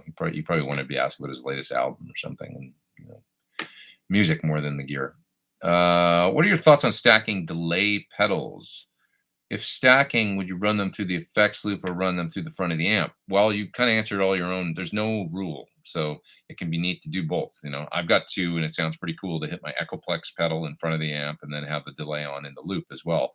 And you can either have different times, or set one for a stereo, ping pong delay, and a mono one up the middle at a quarter note, or whatever you want. I mean, it's sky's the limit, man. But it can be cool. And Dan from that pedal show, we were talking about that on that recently. We did a tape delay video that's out on my channel, and he was talking about how he's always got at least a couple delays on his board, and he loves that. And it's the modulation and stuff kind of between the two, and the slight variations in time. Say you tap them all to a quarter, well, they're never going to be exact, and that kind of the diffusion effect over time and stuff like that can be really, really, really cool. So pretty neat. Mike is in the top chat, and he says, he says nothing. He's just in the top chat. Thanks, Mike. I appreciate it. You're too kind. Thanks, dude. Thanks for being here. What else can I say? Sean says that he's been wanting to buy an old school Rockman again just for fun. They're pretty cool. I downloaded recently. I did a demo of. Recently, it was at least a year ago. I did a demo of the Boss Waza Dimension pedal, and I downloaded a Rockman thing for my Kemper, Rockman profile for the Kemper, and that's what I used, because Steve Stevens used a Rockman on the original, and it's just funny. You can download a solid state profile as a thing that But anyways, I used to have a Rockman too. I wish I knew what happened to it. When I think about some of my gear now, I get nostalgic, and it's like my old Marshall that was a MOSFET 100-watt Marshall. I had an Ibanez combo that was my second amp. What the hell happened to that thing? Where did I trade it? And I don't remember. And a lot of guitars that came and went, and I don't remember where they went. I just have a really crap memory for a lot of that stuff, and I wish I could remember exactly where stuff ended up, and I wish I hadn't gotten rid of a lot of it. I don't know. But yeah, my Rockman, where's that? Maybe I still have it.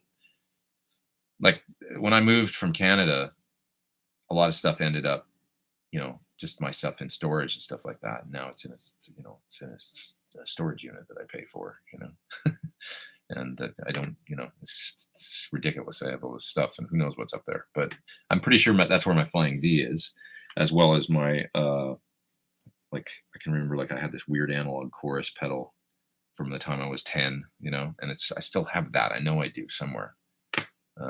So anyways, let's see. Well, high decibels in a hall setting, this is Ray, can be destructive to your ears. The use of headphones in the studio can be more of a risk. If you use them daily at decibels over 83, it's easy to just overdo it. Isn't that interesting? Like that sound, I feel the same way about in-ears being right there on your eardrums. And there's something about sound pressure and feeling the sound in your body, and rather than just right here in your ears, where you don't have the same perspective of the volume. And people crank their headphones more, and it doesn't feel as loud as maybe if your whole body was getting hit by the sound coming out of PA or something. And it's also just that localized right there on your ears. So that's true. The headphones are definitely studio monitors, too, right there in your face. You have to be careful, monitoring at loud volumes, either in headphones or, it can definitely lead to a lot of hearing loss. So, Iron Man 2009 says, I never liked or understood super loud amps. I like super loud amps. And I understand them, but, I'm a big fan, of super loud amps, but it's also a hazard for sure. So everything in moderation, I guess, guys, I got to split pretty soon. I got about another 5 minutes. I'm going to take a few more questions here, and then I'm going to go. Yeah. Just moving to the end of the chat here. What are my thoughts on vintage gear? Raphael says, well, I have some. I've got my my old telly, which is back there on the couch, sitting there. My old Strat and my 335. I got a few pieces of vintage gear. I got a couple vintage amps, my old Marshall, my Bassman, so I like it. It's nice to own a few pieces, I think that it's hit or miss. I love the nostalgia, kind of like, there's no greater sort of, curator of all this stuff than probably Bonamassa these days, who really, if you follow his Instagram, or, he just loves this stuff, and he loves the culture. He's got all the signs and stuff from the, the original stuff that they would have in stores, Fender things and stuff. And I don't know, I think it's really neat what he's doing. He's obviously a huge fan of that era, and it kind of goes beyond.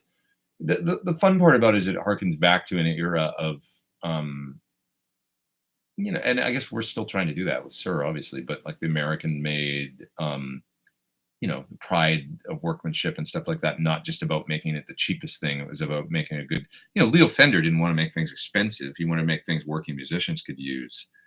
And they were built kind of like Fords or something, it was like American made, quality tools that you can use, made with pride in this country. So there's something to do with that, with vintage guitars. That's really special. With Gibson, it being a little fancier,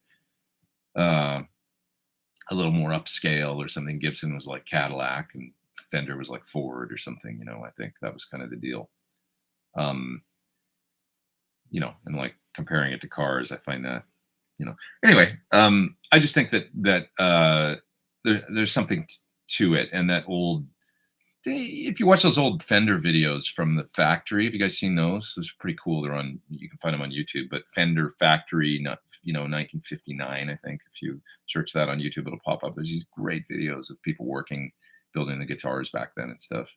I just think they're really interesting. I don't know. I love vintage gear, and I love so how does it sound? Well, it's all over the map. But occasionally you get one. Nobody comments more on guitar sounds than on my vintage guitars. When I play my 335 or I play my Strat, people go, man, that guitar sounds good. Like people there always seems to be at least a few comments where somebody will mention, it'll be a video for a pedal or something, but people will mention the tone of the guitars, and they get excited Oh yeah, you pulled out the 335. We haven't seen it for a while. It's back there. And I should actually play it a bit more on something. But it is a really cool guitar, and it does have the bridge pickup, especially, is really exceptional. It's got a bark to it, and it's not high output. It's a lower output guitar that just a lot of the wood tone really speaks, and it's cool. So, with that in mind, I actually have a video coming up that I'm making for my friend Gil Urin. That he's got 2 new archtop models, and he's a pal of mine and stuff. And I normally don't do guitar demo videos that much, but for Gil, I'll do that, of course. And he brought those guitars by, and I had about 12 hours with them, and I wrote a song or a little track, and I made a video showing his 2 new archtop models, so with different pickup positions and stuff like that, lower gain, cleaner, some higher gain soloing stuff. And so I'll be probably putting that out next week. Just kind of a fun video with his new, I think they're called the Lyra, his guitars, something like that. Mike is in the top chat, Mike Goodman, and he just said hi. Hi, Mike. Thanks, dude, for doing the top chat. I really appreciate you being here, and that's too kind. Too kind of you. Thank you. I would love a pedal that basically sounded like Boston, says Glenn. Well, that's the Rockman, really. You should make a pedal that does that, though. You're right. If it would be cool, like through a clean channel, if there was kind of a neutral clean sound, if you could get the Rockman sound out of a pedal. Somebody needs to make that. Not been very many, like both the clean and the dirty Rockman pedal. Somebody do that. Somebody roll with that. Make that happen. Should be good. Moving all the way down here to the bottom of the chat because I got to split pretty quick. Let's see.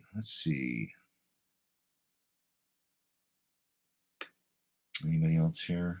Dr. Cheeseburger says he's got a Club 40 base spec Marshall JTM JMP 50. When diming the knobs on the solid state rectifier gets really close to a super lead. He had a 74 super lead. Cool amps he got there.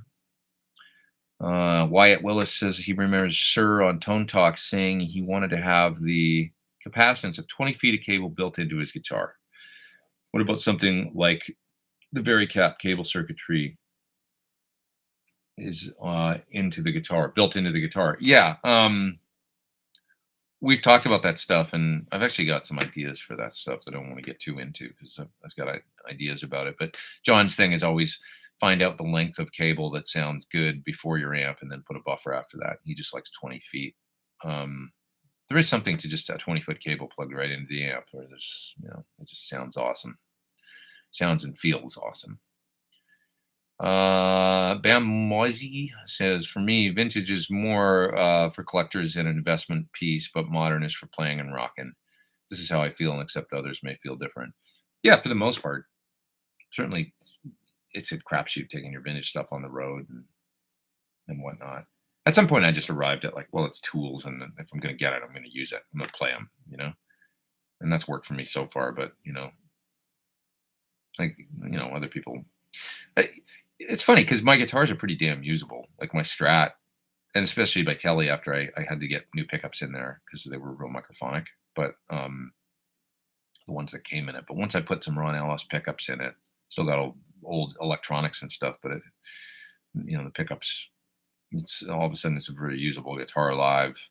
My 335 stays in tune great. And I don't know, but yeah, it can be a little scary taking the stuff out on the road for sure. But, Bonamassa, he doesn't care, right? Maybe he cares. Maybe he cares a lot, but he's just really careful with it. You got to have a good crew, good staff. If you're him with like 20 vintage guitars on the road, you got to have a great tech or something, to help keep it all straight. Gordon says, hey, Pete, emailed your website regarding the interview you mentioned a couple weeks back for the How to Be a Pro Musician series about how I quit my day job after a few months. I missed your email, dude. I will look back. Can you resend it one more time? And that's a pain in the ass. I'm sorry, but I got to go through some old emails too. But if you have time, otherwise I'm going to go back and I'll find it, but it might take me a second. Are you working on any new music? I've been really enjoying your last album and listen to it more frequently than any other instrumental music. Wow, thanks. That's from Alvaro Moran. Thank you, man. I was just thinking about it today, about like maybe it's time to record a few songs and put out an EP. Just feeling a little stagnant or something. And also thinking about options for playing live and stuff like that over the last couple of days, where I really feel like I need to make it happen.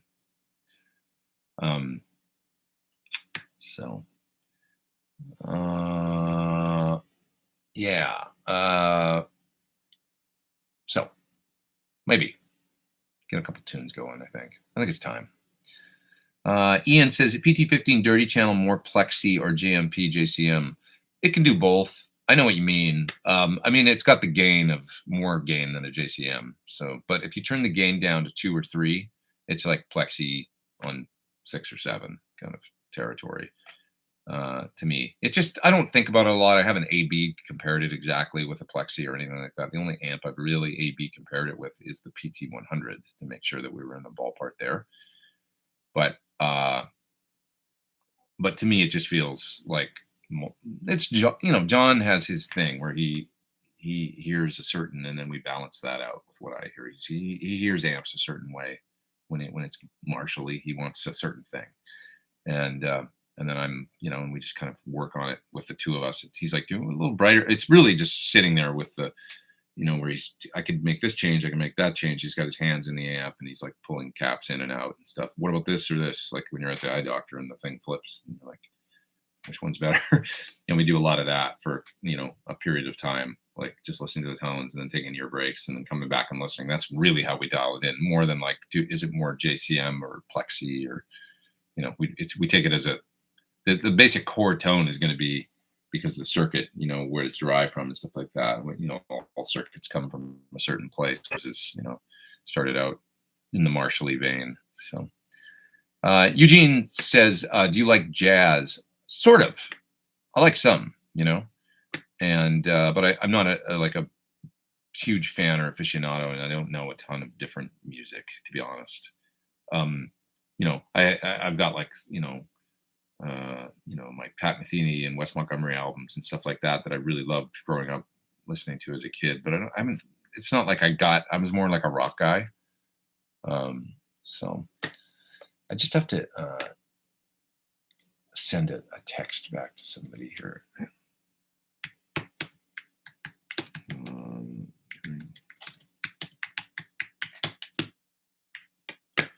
Okay.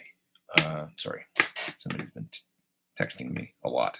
I have to just respond. So but I think it's time to go. Another week has come to a close.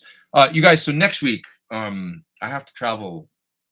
I'm going to be on my way to Vegas next week. Sunday morning, I would assume. So I need to find an alternate time to do the stream next week. So more than likely it'll be Monday. Usually I'll do a Monday evening thing if I can't do it on Sunday. So I'll just letting you guys know now. And I'll definitely do one, and probably Monday evening would make the most sense. I guess that'll be the 29th, I think. And I'll put a post on Facebook and on my YouTube stream and all that stuff, just to, you know, to reaffirm that that's what's happening. But yeah, I got a gig next week, so I won't be able to do gig long. Next Sunday is going to be a long day.